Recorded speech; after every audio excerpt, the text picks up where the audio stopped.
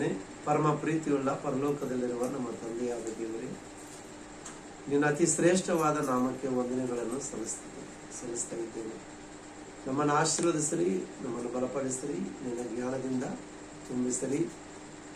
ನಿಮ್ಮ ಆಲೋಚನೆಗಳಂತೆ ನಾವು ನಡೆಯಲಿಕ್ಕೆ ನಮಗೆ ಬೇಕಾಗಿರತಕ್ಕಂಥ ಜ್ಞಾನವನ್ನು, ಸಮಯೋಚಿತವಾದಂಥ ಆಲೋಚನೆಗಳನ್ನು ನಮಗೆ ಅನುಗ್ರಹಿಸಬೇಕೆಂಬುದಾಗಿ ನಿಮ್ಮನ್ನು ಬೇಡಿಕೊಳ್ಳುತ್ತಾ ಇದ್ದೇನೆ. ದೇವ, ಮತ್ತು ಕೂಡಿ ಬಂದಂತಹ ನಮ್ಮೆಲ್ಲರನ್ನು ಆಶೀರ್ವದಿಸಲಿ. ನಿನ್ನ ಆತ್ಮದ ಜ್ಞಾನವನ್ನು ನಮಗೆ ಅನುಗ್ರಹಿಸಲಿ. ಹೇಳುವಂತ ನನ್ನನ್ನು ಸಂಪೂರ್ಣವಾಗಿ ನಿನ್ನ ಕೈಗೊಪ್ಪಿಸಿಕೊಡ್ತಾ ಇದ್ದೇನೆ ದೇವ. ನನ್ನ ಮುಖಾಂತರ ನಿನ್ನ ಮಕ್ಕಳಿಗೆ ಬೇಕಾಗಿರ್ತಕ್ಕಂಥ ಜ್ಞಾನೋದಯವನ್ನು ನೀಡುತ್ತೀರಿ ಎಂಬುದಾಗಿ ನಂಬುತ್ತಾ ಸಮಸ್ತವನ್ನು ನಿನ್ನ ಪದ್ಮಪಾದಕ್ಕೆ ಒಪ್ಪಿಸಿಕೊಡುತ್ತಾ ಈ ಚಿಕ್ಕ ಪ್ರಾರ್ಥನೆ ನಿಮ್ಮ ಮುದ್ದು ಮಗನು ನಮ್ಮ ರಕ್ಷಕನಾದಂಥ ಯೇಸು ಕ್ರಿಸ್ತನ ಪರಿಶುದ್ಧವಾದ ನಾಮದಲ್ಲಿ ಬೇಡಿ ಹೊಂದಿದ್ದೇನಪ್ಪ ತಂದೆ, ಆಮೆನ್. ಪ್ರೀತಿಯುಳ್ಳಂತ ದೇವರ ಮಕ್ಕಳೇ, ನಿಮ್ಮೆಲ್ಲರಿಗೂ ನಮ್ಮ ಯೇಸು ಕ್ರಿಸ್ತನ ಪರಿಶುದ್ಧವಾದ ನಾಮದಲ್ಲಿ ವಂದನೆಗಳನ್ನು ತಿಳಿಸ್ತಾ ಇದ್ದೇನೆ. ದೇವರು ನಿಮ್ಮೆಲ್ಲರನ್ನು ಆಶೀರ್ವದಿಸಲಿ.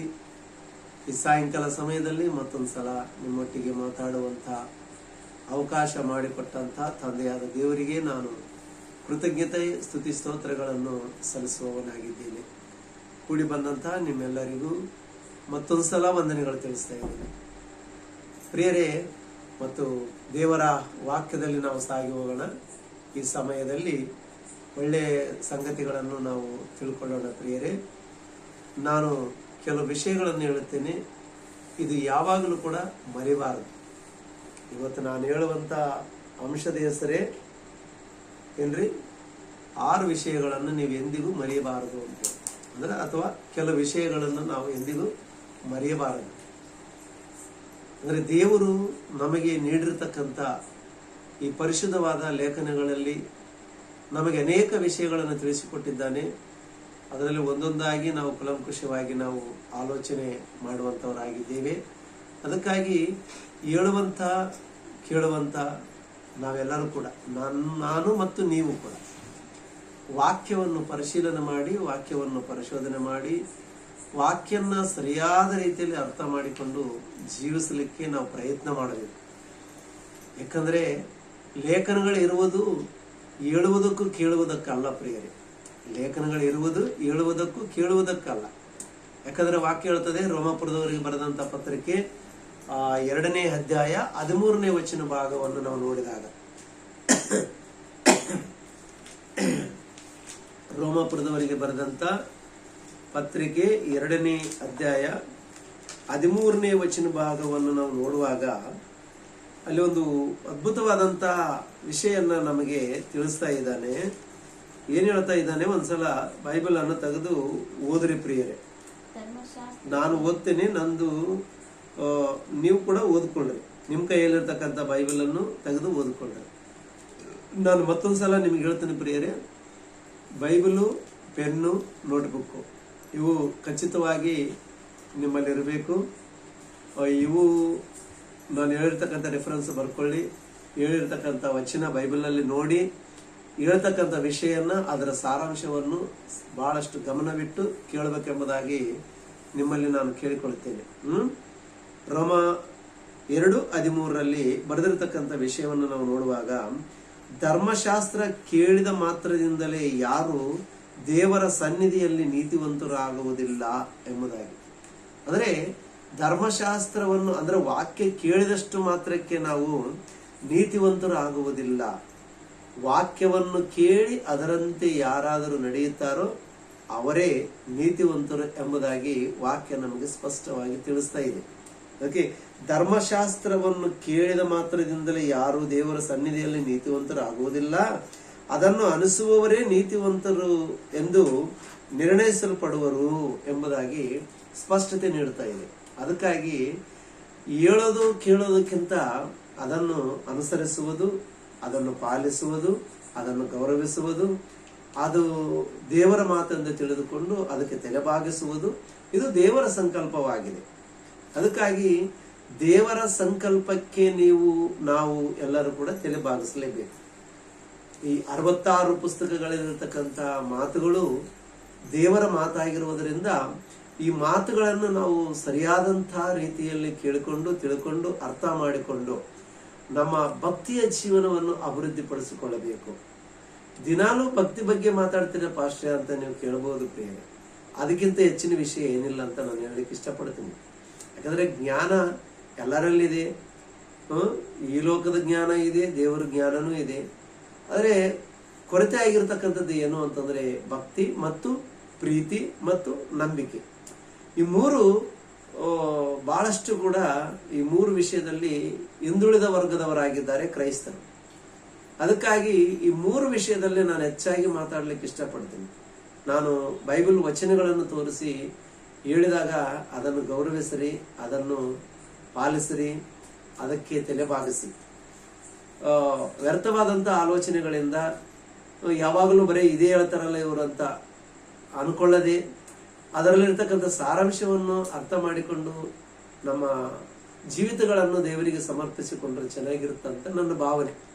ಅದಕ್ಕಾಗಿ ಈ ದಿನದಲ್ಲಿ ಕೂಡ ಒಂದು ಒಳ್ಳೆ ವಿಷಯಗಳನ್ನು ನಾನು ಹೇಳ್ತೇನೆ. ಈ ವಿಷಯಗಳು ನಿಮ್ಮ ಜೀವನದಲ್ಲಿ ಎಂದಿಗೂ ಕೂಡ ಮರಿಬಾರದು. ಮರಿಲಾರದಂಥ ವಿಷಯಗಳು ದೇವರ ವಾಕ್ಯ. ದೇವರ ವಾಕ್ಯನೇ ಎಂದಿಗೂ ಕೂಡ ಮರಿಲಾರದಂಥದ್ದು. ನಾವು ಅದು ಒಂದು ವೇಳೆ ವಾಕ್ಯವನ್ನು ಮರೆತರೆ ನಾವು ಅಯೋಗ್ಯರೇ ಸರಿ ಪ್ರಿಯರೇ. ಅಯೋಗ್ಯರು ಅಂತ ಅನಿಸಿಕೊಳ್ಳಬಾರದು ನಾವು. ಅದಕ್ಕಾಗಿ ವಾಕ್ಯವನ್ನು ಯಾವಾಗಲೂ ಕೂಡ ಮರಿಬಾರದು ಎಂಬುದಾಗಿ ವಾಕ್ಯ ನಮಗೆ ಸ್ಪಷ್ಟತೆ ನೀಡುತ್ತದೆ. ಮೊಟ್ಟ ಮೊದಲನೇದಾಗಿ ನಾವು ವಚನವನ್ನು ನೋಡಿದಾಗ, ಪ್ರೀತಿಯುಳ್ಳಂತ ದೇವರ ಮಕ್ಕಳೇ, ವಚನಗಳು ನೋಡಿದಾಗ ಒಳ್ಳೆ ಅದ್ಭುತವಾದ ಸಂದೇಶವನ್ನು ದೇವರು ನಮಗೆ ನೀಡ್ತಾ ಇದ್ದಾನೆ ಪ್ರಿಯರೇ. ಕೀರ್ತನೆಗಳ ಗ್ರಂಥ 103ನೇ ಅಧ್ಯಾಯ 2ನೇ ವಚನ ಭಾಗವನ್ನು ನೋಡೋಣ ಪ್ರಿಯರೇ. ಕೀರ್ತನೆಗಳ ಗ್ರಂಥ 103ನೇ ಅಧ್ಯಾಯ 2ನೇ ವಚನ ಏನ್ ಹೇಳ್ತಾ ಇದ್ದಾನೆ? ಮೊಟ್ಟ ಮೊದಲನೇದಾಗಿ, ಆತನು ಮಾಡಿದ ಉಪಕಾರಗಳಲ್ಲಿ ಒಂದನ್ನು ಮರೆಯದಿರು ಎಂಬುದಾಗಿ. ನಾವು ಮರೆಯಲಾರದಂಥದ್ದು ಏನು ಅಂತಂದ್ರೆ, ನಮ್ಮ ಜೀವನದಲ್ಲಿ ದೇವರು ಎಷ್ಟೋ ಉಪಕಾರಗಳನ್ನು ಮಾಡಿದ್ದಾನೆ, ಎಷ್ಟೋ ಮೇಲುಗಳನ್ನು ಮಾಡಿದ್ದಾನೆ. ಆತನಿಂದ ನಾವು ಎಷ್ಟೋ ಮೇಲನ್ನು ಅನುಭವಿಸ್ತಾ ಇದ್ದೀವಿ ಇವತ್ತಿಗೂ ಕೂಡ. ಅವುಗಳನ್ನು ಎಂದಿಗೂ ನಾವು ಮರಿಬಾರದಂತ ಪ್ರಿಯರೇ. ಕೃತಜ್ಞತೆ ಇಲ್ಲದವರಾಗಿ ಯಾವಾಗಲೂ ಬದುಕಬಾರದು. ನಾವು ಮೊನ್ನೆ ತಿಳಿಸಿದ ಪ್ರಿಯರೇ, ಎಲ್ಲಿ ಪೇತ್ರನು ಬರೆದ 2ನೇ ಪತ್ರಿಕೆ 1ನೇ ಅಧ್ಯಾಯದಲ್ಲಿ 9-10 ವಚನಗಳಲ್ಲಿ ನಾವು ನೋಡಿದಾಗ ಅಲ್ಲಿ ಏನ್ ಹೇಳ್ತದಂದ್ರೆ, ಒಬ್ಬನು ಆ ಗುಣಗಳು ಅಲ್ಲಿ ಹೇಳಿದವಲ್ಲ ನಾವು, 5ನೇ ವಚನದಿಂದ 8ನೇ ವಚನದವರೆಗೆ ಓದಿದಾಗ ಆ ಗುಣಗಣಗಳು ನಮ್ಮಲ್ಲಿ ಇಲ್ಲದಿದ್ದರೆ ಅವನು ತಾನು ಪಶ್ಚಾತ್ತಾಪ ಪಟ್ಟು, ಅಂದ್ರೆ ತಾನು ರಕ್ಷಣೆ ಹೊಂದಿದ್ದನ್ನು ಮರೆತು ಹೋಗಿದ್ದಾನೆ, ತಾನು ತನ್ನನ್ನು ದೇವರು ರಕ್ಷಿಸಿದ್ದಾನೆ ಅಂತಕ್ಕಂಥ ವಿಷಯನೇ ಮರೆತು ಹೋಗಿದ್ದಾನೆ ಅಂತಕ್ಕಂಥ ವಿಷಯನ ನಾವು ನೋಡಿದ್ವಿ ಪ್ರಿಯರೇ ಮನೆ ದಿನದಲ್ಲಿ. ಹೌದಾ? ನಾವು ದೇವರು ನಮ್ಮನ್ನು ರಕ್ಷಿಸಿದ್ದಾನೆ, ಪಾಪದಿಂದ ಬಿಡಿಸಿದ್ದಾನೆ, ವಿಮೋಚನೆ ನೀಡಿದ್ದಾನೆ, ನಮಗೆ ನಮ್ಮನ್ನು ನಿತ್ಯ ಜೀವಕ್ಕೆ ಹಕ್ಕುದಾರನಾಗಿ ಬದಲಾಯಿಸಿದ್ದಾನೆ. ನಮ್ಮ ಜೀವನದಲ್ಲಿ ಎಷ್ಟೋ ಪಾಪದಲ್ಲಿರ್ತಕ್ಕಂಥ ನಮ್ಮನ್ನು ನೀತಿಯಲ್ಲಿ, ಪರಿಶುದ್ಧತೆಯಲ್ಲಿ, ಸತ್ಯತೆಯಲ್ಲಿ ನಡೆಯುವಂತ ಅವಕಾಶ ದೇವರು ನಮಗೆ ಮಾಡಿಕೊಟ್ಟಿದ್ದಾನೆ. ಇದು ನಾವು ಎಂದಿಗೂ ಮರಿಬಾರದು. ದೇವರಿಗೆ ನಾವು ಯಾವಾಗಲೂ ಕೂಡ ಈ ವಿಷಯದಲ್ಲಿ ಕೃತಜ್ಞತೆಗಳನ್ನು ಸಲ್ಲಿಸಬೇಕು. ಅದಕ್ಕೆ ಅಲ್ಲಿ ಹೇಳ್ತಾ ಇದ್ದಾನೆ ಕೀರ್ತನೆಗಾರನು, ಆತನು ಮಾಡಿದ ಉಪಕಾರಗಳಲ್ಲಿ ಒಂದನ್ನು ಕೂಡ ಮರಿಬಾರದು ಎಂಬುದಾಗಿ ಸ್ಪಷ್ಟತೆ ನೀಡ್ತಾ ಇದೆ. ಅಂದ್ರೆ ನಾವು ಮರಿಲಾರದಂತ ವಿಷಯ ಮೊಟ್ಟ ಮೊದಲನೇದಾಗಿ ನಾವು ನೆನಪಿಸಿಕೊಂಡ್ರೆ, ದೇವರು ಪಾಪಿಯಾಗಿರ್ತಕ್ಕಂಥ ನನ್ನನ್ನು, ದ್ರೋಹಿಯಾಗಿರ್ತಕ್ಕಂಥ ನನ್ನನ್ನು, ನೀಚನು ನಿಕೃಷ್ಟನಾಗಿರ್ತಕ್ಕಂಥ ನನ್ನನ್ನು ಒಂದು ಉನ್ನತವಾದ ಸ್ಥಾನಕ್ಕೆ ಬಾಧ್ಯನಾಗಿ ಮಾಡಿದ್ದಾನೆ. ನಾನು ಮಾಡಿರ್ತಕ್ಕಂಥ ಎಲ್ಲಾ ಅಪರಾಧಗಳನ್ನು, ದೋಷಗಳನ್ನು, ಪಾಪಗಳನ್ನು ಕ್ಷಮಿಸಿದ್ದಾನೆ. ತನ್ನ ಮಗನಾಗಿರ್ತಕ್ಕಂಥ ಯೇಸು ಕ್ರಿಸ್ತನನ್ನು ನನಗಾಗಿ ಈ ಲೋಕಕ್ಕೆ ಕಳಿಸಿಕೊಟ್ಟಿದ್ದಾನೆ. ಆತನೊಂದು ಪವಿತ್ರವಾದ ರಕ್ತದಲ್ಲಿ ನನ್ನ ಅಪರಾಧಗಳನ್ನು ತೊಳೆದಿದ್ದಾನೆ ಮತ್ತು ನನ್ನನ್ನು ನೀತಿವಂತನಾಗಿ ತಿದ್ದಿದ್ದಾನೆ. ಆತನನ್ನು ನಾನು ಎಂದಿಗೂ ಕೂಡ ಮರಿಬಾರದು ಅನ್ನಂಥದ್ದೊಂದು ಗುರಿಯಲ್ಲಿ ಇಟ್ಟುಕೊಂಡು ಜೀವನ ಮಾಡಬೇಕು. ನಾನು ಯಾವಾಗಲೂ ಕೂಡ ದೇವರನ್ನು ಮರಿಬಾರದು ಅನ್ನಂಥದ್ದು ನಿಮ್ಮ ಕಾನ್ಸೆಪ್ಟ್ ಅಲ್ಲಿ ಇರಬೇಕು ಪ್ರಿಯರೇ. ನಾನು ಆತನು ಮಾಡಿರ್ತಕ್ಕಂಥ ಒಂದೊಂದು ಮೇಲಿಗಾಗಿ ಪ್ರತಿ ದಿನನೂ ಕೂಡ ನಾನು ಕೃತಜ್ಞತೆಗಳನ್ನು ಸಲ್ಲಿಸುವವನಾಗಿರಬೇಕು ಅನ್ನಂಥದ್ದು ನೆನಪಿನಲ್ಲಿ ಇಟ್ಟುಕೊಂಡು ಜೀವನ ಮಾಡಬೇಕು. ಆದ್ರೆ ಕೆಲವರು ಏನಾಗ್ಬಿಡ್ತಾರೆ ಅಂದ್ರೆ, ಮನುಷ್ಯರಾಗಿ ಮಾಡಿರ್ತಕ್ಕಂಥ ಮೇಲುಗಳಾಗಿರ್ಬೋದು, ದೇವರು ಮಾಡಿರ್ತಕ್ಕಂಥ ಮೇಲುಗಳಾಗಿರ್ಬೋದು, ಸ್ಪಾಟ್ ಆಗಿ ಅವಾಗೇ ಮರ್ತು ಹೋಗ್ತಿರ್ತಾರೆ. ಮರ್ತೋಗಿ ಏನೂ ಗೊತ್ತಿಲ್ಲದವನ ತರ ನಟನೆ ಮಾಡ್ತಿರ್ತಾನೆ, ಏನು ಗೊತ್ತಿಲ್ಲದವನ ತರ ಜೀವನ ಮಾಡ್ತಿರ್ತಾನೆ. ನನಗೆ ಯಾರು ಏನು ಮೇಲು ಮಾಡಿಲ್ಲ, ನಾನು ಯಾರೇ ಒಳ್ಳೇದು ಮಾಡಿಲ್ಲ, ನನ್ನ ಮುಖಾಂತರನೇ ಎಲ್ಲ ಮಾಡ್ಕೊಂಡಿದ್ದೀನಿ ಅನ್ನೋಂಥ ಭಾವನೆಯಿಂದ ಇವತ್ತು ಮನುಷ್ಯ ಜೀವನ ಮಾಡ್ತಾ ಇದ್ದಾನೆ. ಆತನು ಎಲ್ಲಾ ಅಪರಾಧಗಳನ್ನು ಕ್ಷಮಿಸಿ ಜೀವವೆಂಬ ಕಿರೀಟವನ್ನು ನಮಗೆ ತೊಡಿಸಿ ಆತನು ನಮ್ಮನ್ನು ನೀತಿ ಮಾರ್ಗದಲ್ಲಿ ನಡೆಸ್ತಾ ಇದ್ದಾನ ನೋಡು. ಆತನು ಮಾಡಿರ್ತಕ್ಕಂಥ ಉಪಕಾರವನ್ನು ನಾವು ಯಾವಾಗಲೂ ಕೂಡ ನೆನೆಸಬೇಕಾಗಿದೆ, ದೃಷ್ಟಿಯಲ್ಲಿ ಇಟ್ಟುಕೊಂಡು ಜೀವನ ಮಾಡಬೇಕಾಗಿದೆ ಪ್ರೀತಿಯುಳ್ಳಂತ ದೇವರ ಮಕ್ಕಳೇ. ಅದಕ್ಕಾಗಿ ಆತನು ಮಾಡಿದ ಉಪಕಾರಗಳಲ್ಲಿ ಒಂದನ್ನು ಮರೆಯಬೇಡ ಎಂಬುದಾಗಿ ವಚನ ನಮಗೆ ಸ್ಪಷ್ಟತೆಯನ್ನು ನೀಡ್ತಾ ಇದೆ ಪ್ರಿಯರೇ. ಇನ್ನೊಂದು ವಚನವನ್ನು ನಾವು ನೋಡಿಕೊಳ್ಳೋಣ ಪ್ರಿಯರೇ. ಇನ್ನೊಂದು ಏನು ಅಂತಂದ್ರೆ ಧರ್ಮೋಪದೇಶ ಕಾಂಡ 8ನೇ ಅಧ್ಯಾಯ ಪ್ರಾರಂಭ ವಚನವನ್ನು ನೋಡಿಕೊಳ್ಳೋಣ ಪ್ರಿಯರೇ. ಧರ್ಮೋಪದೇಶ ಕಾಂಡ 8ನೇ ಅಧ್ಯಾಯ ಪ್ರಾರಂಭದ ವಚನ. ಧರ್ಮೋಪದೇಶ ಕಾಂಡ 8ನೇ ಅಧ್ಯಾಯ ಪ್ರಾರಂಭದ ವಚನ. ನಾನು ಈಗ ನಿಮಗೆ ಬೋಧಿಸುವ ಧರ್ಮೋಪದೇಶವನ್ನೆಲ್ಲ ನೀವು ಅನುಸರಿಸಬೇಕು. ಅನುಸರಿಸಿದರೆ ನೀವು ಬದುಕಿಕೊಂಡು ಹೆಚ್ಚಿ ಯೆಹೋವನು ನಿನ್ನ ಪಿತೃಗಳಿಗೆ ಪ್ರಮಾಣ ರೂಪವಾಗಿ ಕೊಟ್ಟ ದೇಶವನ್ನು ಸೇರಿ ಸ್ವಾಧೀನ ಮಾಡಿಕೊಳ್ಳುವಿರಿ. ಸಾಕು ಪ್ರಿಯರೇ, ಒಂದು ಅದ್ಭುತವಾದಂತ ವಿಷಯ ಏನ್ ಹೇಳ್ತಾ ಇದ್ದಾನೆ, ಆತನು ಬೋಧಿಸುವ ಧರ್ಮೋಪದೇಶವನ್ನು ನೀವು ಅನುಸರಿಸಬೇಕು. ದೇವರು ಬೋಧನೆ ಏನು ಮಾಡಿದ್ದಾನೋ, ನಮಗೆ ಏನು ಉಪದೇಶ ನೀಡ್ತಾ ಇದ್ದಾನೋ, ಏನು ಆಜ್ಞೆಗಳನ್ನು ಕೊಡ್ತಾ ಇದ್ದಾನೋ, ಈ ಆಜ್ಞೆಗಳನ್ನು ನಾವು ಅನುಸರಿಸಬೇಕಂತ ಹೇಳ್ತಾನೆ. ಇದನ್ನ ನಾವು ಯಾವಾಗಲೂ ಕೂಡ ಮರಿಬಾರದಂತ ಪ್ರಿಯರೇ. ದೇವರ ವಾಕ್ಯಗಳನ್ನು ನಾವು ಮರಿಬಾರದು. ಆತನು ಉಪದೇಶ ಮಾಡತಕ್ಕಂಥ ಉಪದೇಶವನ್ನು ಇಮ್ಮಾನುವೇಲ್ ಬ್ರದರ್ ಆಗಿರ್ಬೋದು, ಇನ್ನೊಬ್ಬರಾಗಿರ್ಬೋದು, ನಿಮ್ಮ ಚರ್ಚ್ ಪಾಸ್ಟರ್ಗಳು, ಫಾದರ್ಗಳು ಆಗಿರ್ಬೋದು, ಯಾರೇ ಆಗಿರ್ಬೋದು, ಅವ್ರ ಮುಖಾಂತರ ನಮಗೆ ಏನು ಮೇಲ್ ಮಾಡ್ತಾ ಇದ್ದಾನೋ, ಏನು ತಿಳಿಸ್ಕೊಡ್ತಾ ಇದ್ದಾನೋ, ತನ್ನ ಸಂದೇಶವನ್ನು ನಮ್ಮ ಜೀವನಕ್ಕೆ ಬೇಕಾಗಿರ್ತಕ್ಕಂಥ ವಿಷಯಗಳನ್ನು ಹೇಳ್ಕೊಡ್ತಾ ಇದ್ದಾನೋ, ಇದನ್ನು ನಾವು ಮರಿಬಾರದಂತ ಪ್ರಿಯರೇ. ಇದನ್ನು ನಾನು ಅನುಸರಿಸಬೇಕು ಅಂತ, ಅದನ್ನು ಅನುಸರಿಸಬೇಕು. ನಾನು ಮೊದಲೇ ಹೇಳಿದೆ, ರೋಮ 2:13 ನಾನು ಮೊದಲೇ ಹೇಳಿದೆ, ಏನಂದ್ರೆ ಧರ್ಮಶಾಸ್ತ್ರವನ್ನು ಕೇಳಿದ ಮಾತ್ರದಿಂದ ನಾವು ದೇವರ ಸನ್ನಿಧಿಯಲ್ಲಿ ನೀತಿವಂತರಾಗುವುದಿಲ್ಲ, ಅದನ್ನು ಅನುಸರಿಸುವುದರಿಂದ ನೀತಿವಂತರಾಗುವುದಕ್ಕೆ ಸಾಧ್ಯ. ಆ ಮಾತನ್ನ ನೆನಪಿನಲ್ಲಿ ಇಟ್ಕೋಬೇಕು ನಾವು ಯಾವಾಗಲೂ ಕೂಡ. ನಾನು ವಾಕ್ಯ ಕೇಳ್ತೀನಿ ಬ್ರದರ್, ಬಹಳಷ್ಟು ಕೇಳ್ತೀನಿ ಬ್ರದರ್, ನಾನು ಬಹಳ ಎಲ್ಲರೂ ಹೇಳೋ ವಾಕ್ಯ ಕೇಳ್ತೀನಿ ಬ್ರದರ್, ಯಾರೇ ಹೇಳಿ ಬ್ರದರ್ ನಾನು ಬಿಡಲ್ಲ ಬ್ರದರ್, ನಾನು ವಾಕ್ಯ ಯಾವಾಗಲೂ ಕೇಳ್ತಿರ್ತೀನಿ ಬ್ರದರ್ ಅಂತ ಬಹಳ ಮಂದಿ ಹೇಳ್ತಿರ್ತಾರ. ಬ್ರದರ್ ಸಿಸ್ಟರ್ ಏನ್ ಮಾಡ್ತಾ ಇದ್ರಿ, ಬ್ರದರ್ ಏನ್ ಮಾಡ್ತಾ ಇದ್ರಿ?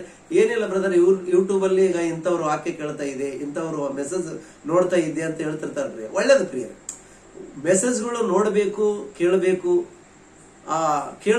ಕೇಳುವುದರಿಂದ ನಂಬಿಕೆ ಬರ್ತದಂತ ನಮ್ಗೆ ಗೊತ್ತುಂಟು. ಆದ್ರೆ ಕೇಳಿದಷ್ಟು ಮಾತ್ರಕ್ಕೆ ನಾವು ನೀತಿವಂತರಾಗೋದಿಲ್ಲ ಅನ್ನೋದು ಮರಿಬಾರದು. ಕೇಳಿದ ವಾಕ್ಯವನ್ನು ನಾವು ಅನುಸರಿಸುವವರು ಆಗಿದ್ದಾಗ ಮಾತ್ರ ನಾವು ನೀತಿವಂತರಾಗುವುದಕ್ಕೆ ಸಾಧ್ಯ, ಸತ್ಯವಂತರಾಗುವುದಕ್ಕೆ ಸಾಧ್ಯ. ಅದಕ್ಕೆ ಇಲ್ಲಿ ಹೇಳ್ತಾ ಇದ್ದಾನೆ, ಏನ್ ಹೇಳ್ತಾ ಇದ್ದಾನೆ, ನಾನು ಈಗ ನಿಮಗೆ ಬೋಧಿಸುವ ಧರ್ಮೋಪದೇಶವನ್ನೆಲ್ಲ ನೀವು ಅನುಸರಿಸಬೇಕು. ಅವಾಗ ನೀವು ಮೇಲ್ ಹೊಂದುತ್ತೀರಿ, ಒಳ್ಳೆದನ್ನ ಅನುಭವಿಸ್ತೀರಿ ನೀವು ಅನ್ನೋದನ್ನ ದೇವರು ನಮ್ಮ ದೃಷ್ಟಿ ತರ್ತಾ ಇದ್ದಾನೆ ಪ್ರಿಯರೇ. ಅಂದ್ರೆ ಆತನ ಉಪದೇಶ ಯಾವುದು ಕೂಡ ಮರಿಬಾರದು, ಅದು ಯಾವಾಗಲೂ ಕೂಡ ನೆನಪಿನಲ್ಲಿ ಇಟ್ಕೊಂಡು ಜೀವನ ಮಾಡಬೇಕು ಎಂಬುದಾಗಿ ವಾಕ್ಯ ನಮಗೆ ಸ್ಪಷ್ಟತೆಯನ್ನು ನೀಡುತ್ತಾ ಇದೆ ಪ್ರಿಯರೇ. ಇನ್ನೊಂದು 5ನೇ ಅಧ್ಯಾಯ, ಇದೇ ಧರ್ಮೋಪದೇಶ ಕಂಡ 5ನೇ ಅಧ್ಯಾಯ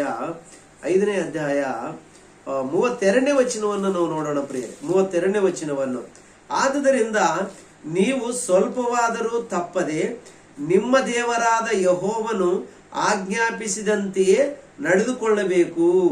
ನೀವು ಸ್ವತಂತ್ರಿಸಿಕೊಳ್ಳುವ ದೇಶದಲ್ಲಿ ಬಹುಕಾಲ ಶುಭವುಳ್ಳವರಾಗಿ ಬದುಕಿಕೊಳ್ಳುವಂತೆ ನಿಮ್ಮ ದೇವರಾದ ಯೆಹೋವನು ಆಜ್ಞಾಪಿಸಿದ ಮಾರ್ಗದಲ್ಲೇ ನಡೆಯಬೇಕು ಎಂಬುದಾಗಿ. ಪ್ರಿಯರೇ, ಇವತ್ತು ಬಹಳಷ್ಟು ಜನ ವಾಕ್ಯ ಕೇಳ್ತಾರ,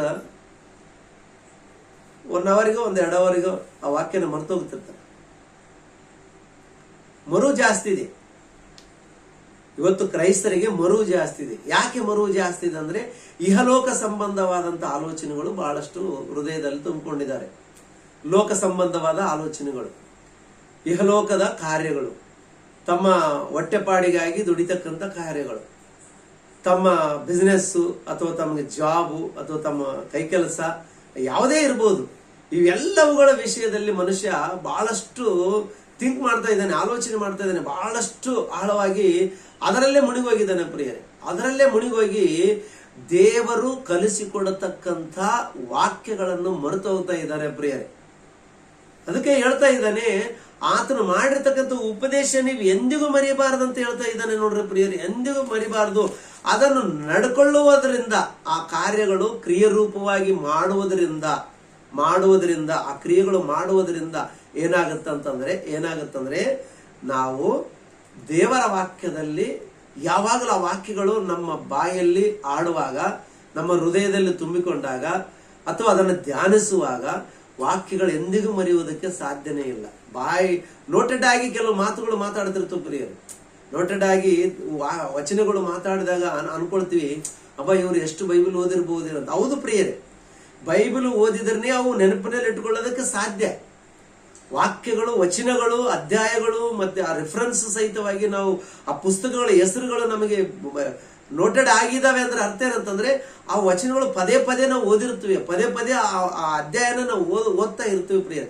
ಅವಾಗ ಮಾತ್ರ ನೆನಪಲ್ಲಿ ಇರ್ತದೆ. ಯಾವಾಗ ವಾಕ್ಯ ನೆನಪಲ್ಲಿ ಇರುತ್ತೋ ಅದನ್ನ ನಾವು ಮಾಡಬೇಕು, ಕ್ರಿಯೆ ರೂಪವಾಗಿ ಮಾಡಬೇಕು ಅನ್ನೋಂಥ ಆಲೋಚನೆ ನಮ್ಮ ಹೃದಯಕ್ಕೆ ತಟ್ಟುತ್ತೆ ಪ್ರಿಯರೇ. ಹೃದಯದಲ್ಲಿ ವಾಕ್ಯ ಇದ್ದಿರ್ತಾನೆ ಅದನ್ನು ಮಾಡ್ಬೇಕನ್ನಿಸೋದು, ಹೌದೇ ಇಲ್ವಾ?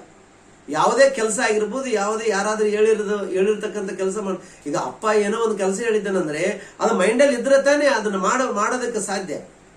ಅಪ್ಪ ಹೇಳುವಾಗ ಮನಸ್ಸು ಎಲ್ಲೋ ಇಟ್ಟು ಓಕೆ ಡ್ಯಾಡಿ ಓಕೆ ಅಂತ ಹೇಳಿ ಆಮೇಲೆ ಹೊರಗೋದ ನಂತರ ಅಪ್ಪ ಹೇಳಿದ್ದೇನೆ ನೆನಪಿರಲ್ಲ, ಅಮ್ಮ ಹೇಳಿದ್ದೇ ನೆನಪಿರಲ್ಲ, ಯಾರು ಏನ್ ಹೇಳಿದ್ದು ನೆನಪಿರಲ್ಲ, ಹೌದು ಆ ಮಾತೇ ನೆನಪಿರಲ್ಲ.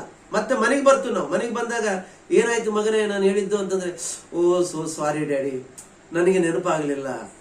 ಯಾಕೆ?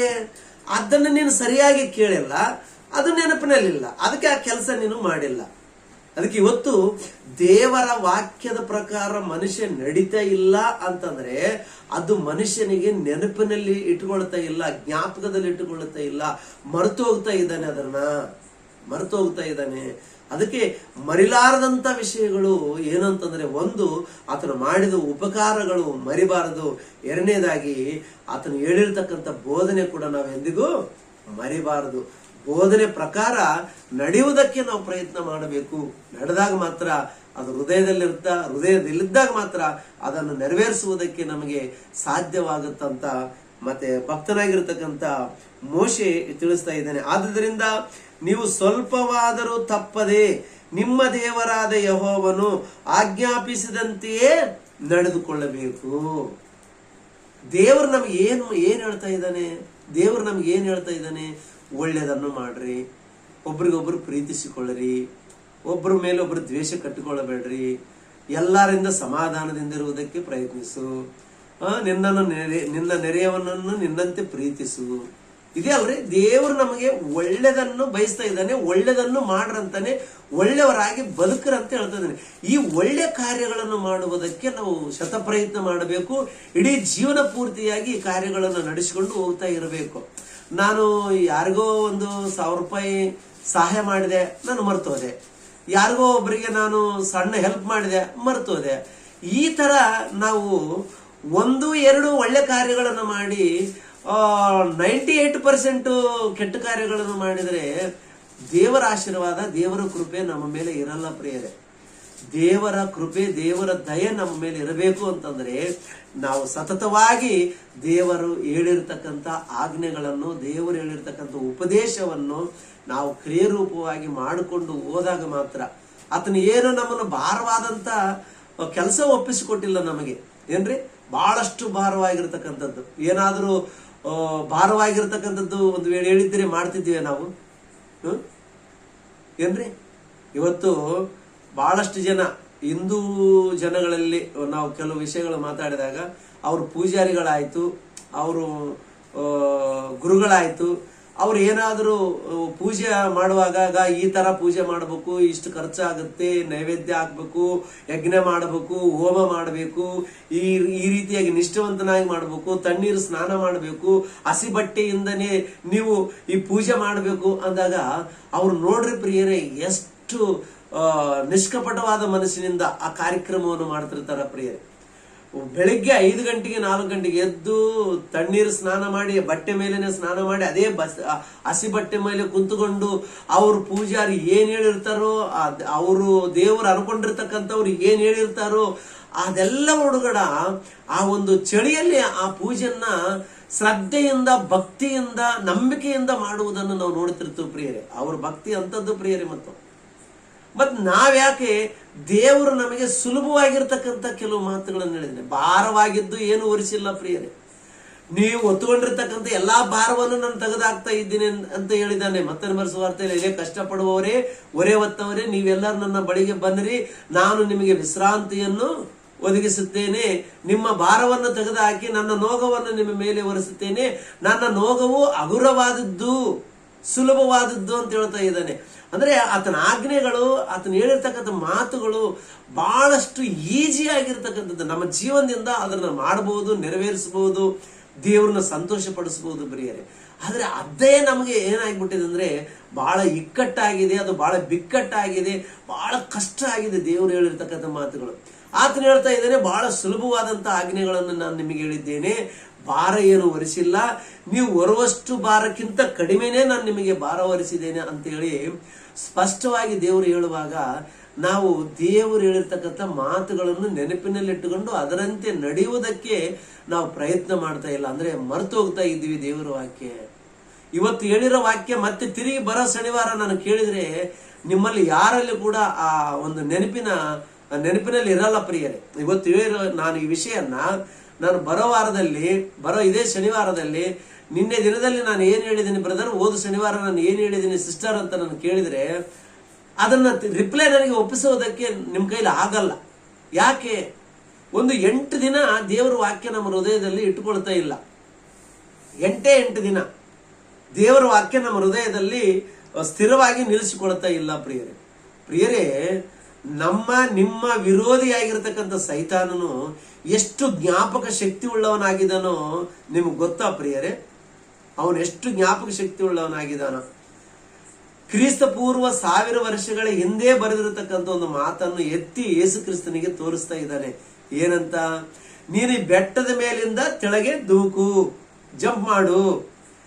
ಆತನ ದೂತರು, ನಿನ್ನ ತಂದೆಯಾದ ದೇವರ ದೂತರು ನಿನ್ನ ಕಾಲಿಗೆ ಕಲ್ಲು ತಗಲದಂತೆ ನಿನ್ನನ್ನು ಎತ್ತಿ ಹಿಡಿಯುವರು ಅಂತೇಳಿ ನೆನಪು ಮಾಡ್ತಾ ಇದ್ದಾನೆ ಪ್ರಿಯರೇ. ಅದು ಎಲ್ಲಿ ಬರೆದಿದೆ? ಕೀರ್ತನೆಗಳು 90ನೇ ಅಧ್ಯಾಯದಲ್ಲಿ ಬರೆದಿದೆ. ಕೀರ್ತನೆಗಳು 90ನೇ ಅಧ್ಯಾಯದಲ್ಲಿ ಬರೆದಿರತಕ್ಕಂಥ ಮಾತನ್ನು ನೆನಪಿನಲ್ಲಿ ಇಟ್ಟುಕೊಂಡು 1000 ವರ್ಷಗಳ ಆದ ಮೇಲೆ ಅವನು ಯೇಸು ಕ್ರಿಸ್ತನ ಬಳಿಗೆ ಬಂದು ಹೇಳ್ತಾ ಇದ್ದಾನೆ, ಇಗೋ ನೀನು ಬೆಟ್ಟದಿಂದ ತೆಳಗೆ ಜಂಪ್ ಮಾಡು, ಅಗೋ ನಿನಗೆ ಕಾಲಿಗೆ ಕಲ್ಲು ತಗಲದಂತೆ ನಿನ್ನನ್ನು ಎತ್ತಿ ಹಿಡಿದುಕೊಳ್ಳುವರು ಎಂಬುದಾಗಿ ಯೇಸು ಕ್ರಿಸ್ತನಿಗೆ ಉಪದೇಶ ಮಾಡ್ತಾ ಇದ್ದಾನೆ. ನೀನು ಒಂದು 8 ದಿನ ವಾಕ್ಯವನ್ನು ನಿನ್ನ ಹೃದಯದಲ್ಲಿ ಇಟ್ಟುಕೊಳ್ಳಕ್ ಆಗ್ತಾ ಇಲ್ಲ. 8 ದಿನ ಆ ವಾಕ್ಯ ನೆನಪಿನಲ್ಲಿ ಇಟ್ಕೊಳಕ್ ಆಗ್ತಾ ಇಲ್ಲ. 1 ತಿಂಗಳ ಇಟ್ಕೊಳಕ್ ಆಗ್ತಾ ಇಲ್ಲ, 1 ವರ್ಷ ಇಟ್ಕೊಳಕ್ ಆಗ್ತಾ ಇಲ್ಲ.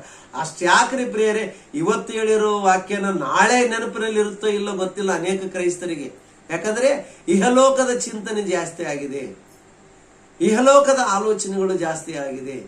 ಅನೇಕ ಶರೀರ ಸಂಬಂಧವಾದಂತ ಆಲೋಚನೆಗಳಿಗೆ ಒಳಗಾಗಿ, ಟೆನ್ಷನ್ಗೆ ಒಳಗಾಗಿ ಇವತ್ತು ಮನುಷ್ಯ ಭಕ್ತಿಯಲ್ಲಿ ಬೆಳೆಯುವುದಕ್ಕೆ, ದೇವರ ವಾಕ್ಯಗಳನ್ನು ನೆನಪಿನಲ್ಲಿ ಇಟ್ಟುಕೊಳ್ಳುವುದಕ್ಕೆ ಆಗ್ತಾ ಇಲ್ಲ. ಪ್ರೀತಿ ಉಳ್ಳಂತ ದೇವರ ಮಕ್ಕಳೇ, 2 ವಿಷಯ ನಾನು ತಿಳಿಸಿದ್ದೇನೆ ಪ್ರಿಯರೇ. 1, ಆತನು ಮಾಡಿದ ಉಪಕಾರಗಳು ಮರಿಬಾರದು.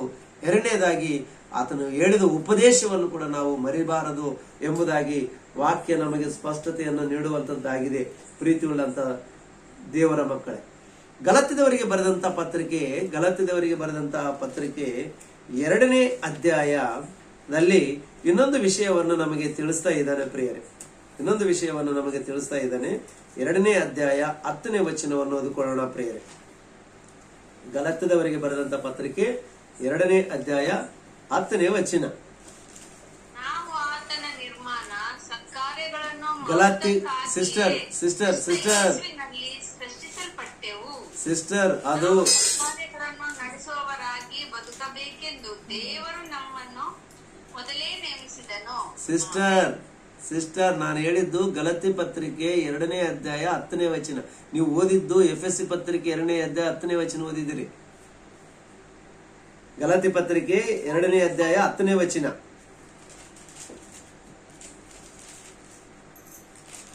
ಹೋದ್ರಿ? ಆದ್ರೆ ನೀವು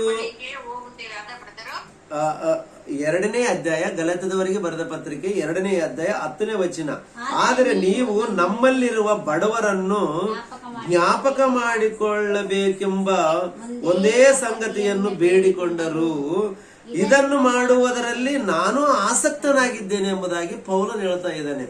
ಪೌಲನ ಬಳಿಗೆ ಯಾರ್ಯಾರು ಬಂದಿದ್ದಾರೆ ಅಂದ್ರೆ ಮತ್ತೆ ಪೇತ್ರನು, ಯೋಹಾನನು, ಯಾಕೋಬನು, ಈ 3 ಜನ ಬಂದಿದ್ದಾರೆ. ನೀನು ಸುನ್ನತಿ ಇಲ್ಲದವರ ಬಳಿ ಸುನ್ನತಿ ಇಲ್ಲದವರಿಗೆ ನೀನು ಸೇವೆ ಮಾಡ್ತಾ ಇದ್ದೀಯ, ಅಂದ್ರೆ ಸುವಾರ್ತೆ ಮಾಡ್ತಾ ಇದೀಯಾ. ನಾವು ಸುನ್ನತಿ ಆದವರಿಗೆ ಅಂದ್ರೆ ಇಸ್ರೇಲ್ ಜನಕ್ಕೆ ನಾವು ಸುವಾರ್ತೆ ಮಾಡ್ತಾ ಇದ್ದೀವಿ. ನೀವು ಸುವಾರ್ತೆ ಮಾಡೋದು ಒಳ್ಳೆ ಕೆಲಸ, ನಾವು ಇಬ್ರು ಸೇರಿ ಮಾಡಿದ್ರೆ ಚೆನ್ನಾಗಿರುತ್ತಾ. ಆದ್ರೆ ನಾನು ಒಂದು ರಿಕ್ವೆಸ್ಟ್ ಪೇತ್ರ ಕೇಳ್ತಾ ಇದ್ದೇನೆ, ಒಂದು ರಿಕ್ವೆಸ್ಟ್ ಏನಂದ್ರೆ ನಮ್ಮಲ್ಲಿರ್ತಕ್ಕಂಥ ಬಡವರನ್ನು ಜ್ಞಾಪಕದಲ್ಲಿಟ್ಟುಕೊಳ್ಬೇಕು ನೀವು.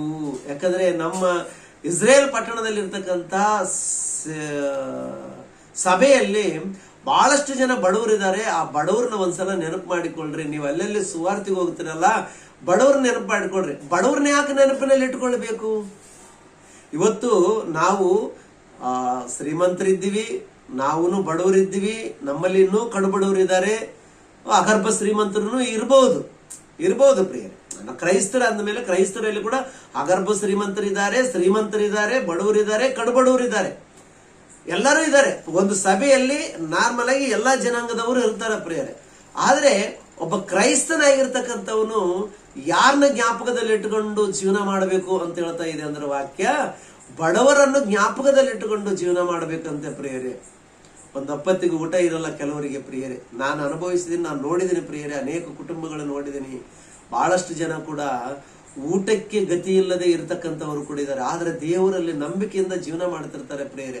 ಅಂಥವರನ್ನು ಇರುವಂತ ನೀವು 2 ಹೊತ್ತು ಊಟ ಮಾಡುವುದಕ್ಕೆ ಅಥವಾ 3 ಹೊತ್ತು ಊಟ ಮಾಡುವುದಕ್ಕೆ ನಿನಗೆ ಸಮೃದ್ಧಿ ಇದ್ದರೆ ಬಡವರನ್ನು ನೆನೆಸ್ಕೋಬೇಕು. ಯಾಕೆ ನೆನೆಸ್ಕೋಬೇಕು? ಅವರಿಗೆ ಸಹಾಯ ಮಾಡುವುದಕ್ಕೆ ನೀನು ನೆನೆಸ್ಕೊಳ್ಬೇಕು. ಯಾವಾಗಲೂ ನಿನಗೆ ನೆನಪಿನಲ್ಲಿ ಇರ್ಬೇಕಂತ ಪ್ರಿಯರೇ. ನೀನು ಊಟ ಮಾಡುವ ಪ್ರತಿ ಸಾರಿ ಕೂಡ ನಿನಗೆ ಯಾರು ನೆನಪು ಬರಬೇಕು ಪ್ರಿಯರೇ? ಯಾರ ನೆನಪು?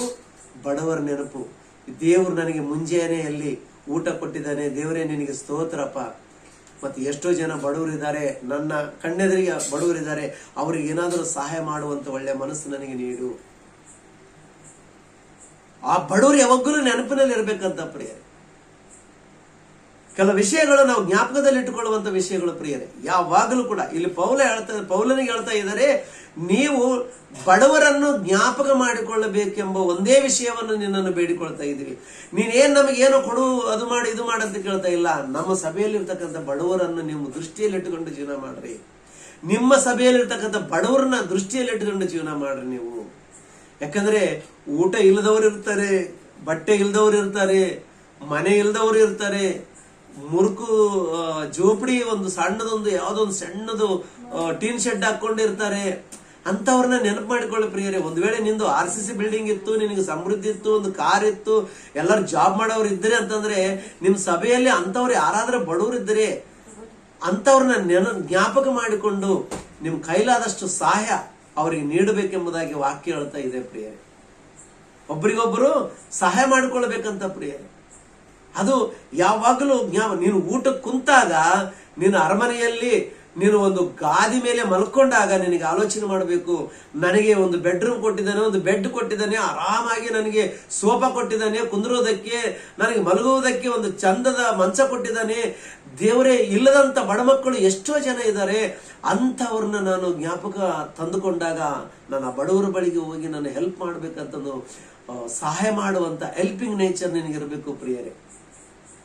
ಸಹಾಯ ಮಾಡುವಂತ ಒಳ್ಳೆ ಗುಣ ನಿನ್ನಲ್ಲಿರಬೇಕು.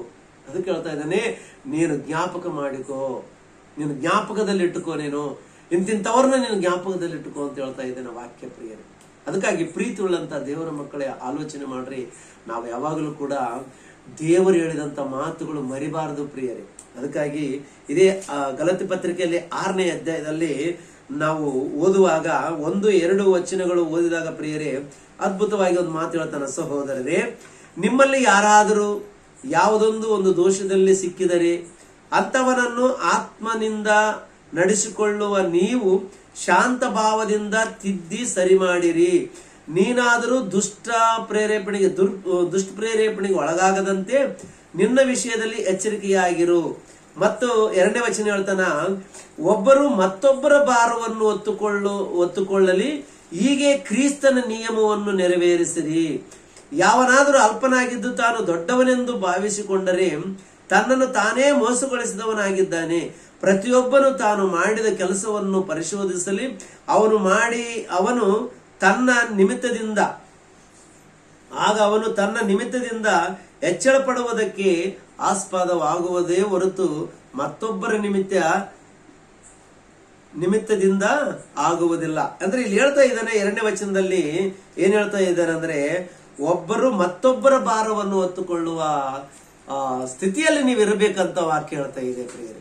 ಒಬ್ಬರು ಮತ್ತೊಬ್ಬರ ಭಾರವನ್ನು ಹೊತ್ತುಕೊಳ್ಳಬೇಕು. ಇನ್ನೊಬ್ಬರ ಕಷ್ಟನ್ನ ನನ್ನ ಕಷ್ಟ ಅಂತ ಹೇಳಿ ನೀನು ನೆನೆಸಿಕೊಳ್ಳಬೇಕು ಅಂತ ಪ್ರಿಯರೇ. ಅದಕ್ಕಾಗಿ ಪ್ರೀತಿ ಉಳ್ಳಂತ ದೇವರ ಮಕ್ಕಳೇ, ಬಡಪಾಯಿಗಳನ್ನ ಯಾವಾಗಲೂ ನೆನಪಿನಲ್ಲಿ ಇಟ್ಟುಕೊಳ್ಳ್ರಂತ ವಾಕ್ಯ ಹೇಳ್ತಾ ಇದೆ ಪ್ರಿಯರೇ. ಇನ್ನು ಹಳೆ ಒಡಂಬಡಿಕೆಯಲ್ಲಿ ಹಲವಾರು ವಚನಗಳು ಹೇಳ್ತಾವ, ನಿಮ್ಮ ಸುತ್ತಮುತ್ತಲಿರುವ ಬಡವರನ್ನು ನೀವು ಜ್ಞಾಪಿಸಿಕೊಳ್ಳ್ರಿ, ಬಡವರಿಗೆ ಸಹಾಯ ಮಾಡ್ರಿ, ಬಡವರಿಗೆ ಊಟ ಕೊಡ್ರಿ, ದಿಕ್ಕಿಲ್ಲದವನಿಗೆ ನೀವೇ ದಿಕ್ಕಾಗಿ ದೇವರಾಗಿ ನಿಂತುಕೊಳ್ಳ್ರಿ ಅಂತ ವಾಕ್ಯ ನಮಗೆ ಬೋಧನೆ ಮಾಡ್ತಾ ಇದೆ ಪ್ರಿಯರೇ. ಅದಕ್ಕಾಗಿ ನಾವು ದಿಕ್ಕಿಲ್ಲದಂತವರನ್ನು ಅಥವಾ ಊಟ ಇಲ್ಲದಂತವರನ್ನು, ಬಟ್ಟೆ ಇಲ್ಲದಂತವರನ್ನು ನೆನಪಿಸಿಕೊಂಡು ನಾವು ಹೊಸ ಬಟ್ಟೆ ಉಟ್ಟುಕೊಳ್ಳುವಾಗ ಕನಿಷ್ಠ ನನ್ನ ಸೆಕೆಂಡ್ ಹ್ಯಾಂಡ್ ಬಟ್ಟೆ ಆದರೂ ಅವನಿಗೆ ಕೊಡಬೇಕನ್ನ ಮನೋಭಾವನೆ ನಿನಗೆ ಬರಬೇಕು ಪ್ರಿಯರೇ. ಅದು ಯಾವಾಗಲೂ ದೃಷ್ಟಿಯಲ್ಲಿ ಇಟ್ಟುಕೊಂಡು ಜೀವನ ಮಾಡ್ರಿ. ದೇವರು ಇದನ್ನು ಮರಿಬೇಡ ಅಂತ ಹೇಳ್ತಾ ಇದ್ದಾನೆ. ಬಡವ್ರನ್ನ ಮರಿಬೇಡ್ರಿ. ನೀನು ಹೊಸ ಬಟ್ಟೆ ಹಾಕೊಳ್ತಾ ಇದೆಯಾ, ಕನಿಷ್ಠ ಹಳೆ ಬಟ್ಟೆ ಆದರೂ ನಿಂದು ಒಂದು 6 ತಿಂಗಳು 1 ವರ್ಷ ಆಗಿರ್ಬೋದು ನೀನು ತಂದ್ಕೊಂಡು ಆ ಬಟ್ಟೆ ಆದ್ರೂ ಅವನಿಗೆ ಕೊಟ್ಟು ಹೆಲ್ಪ್ ಮಾಡಿ.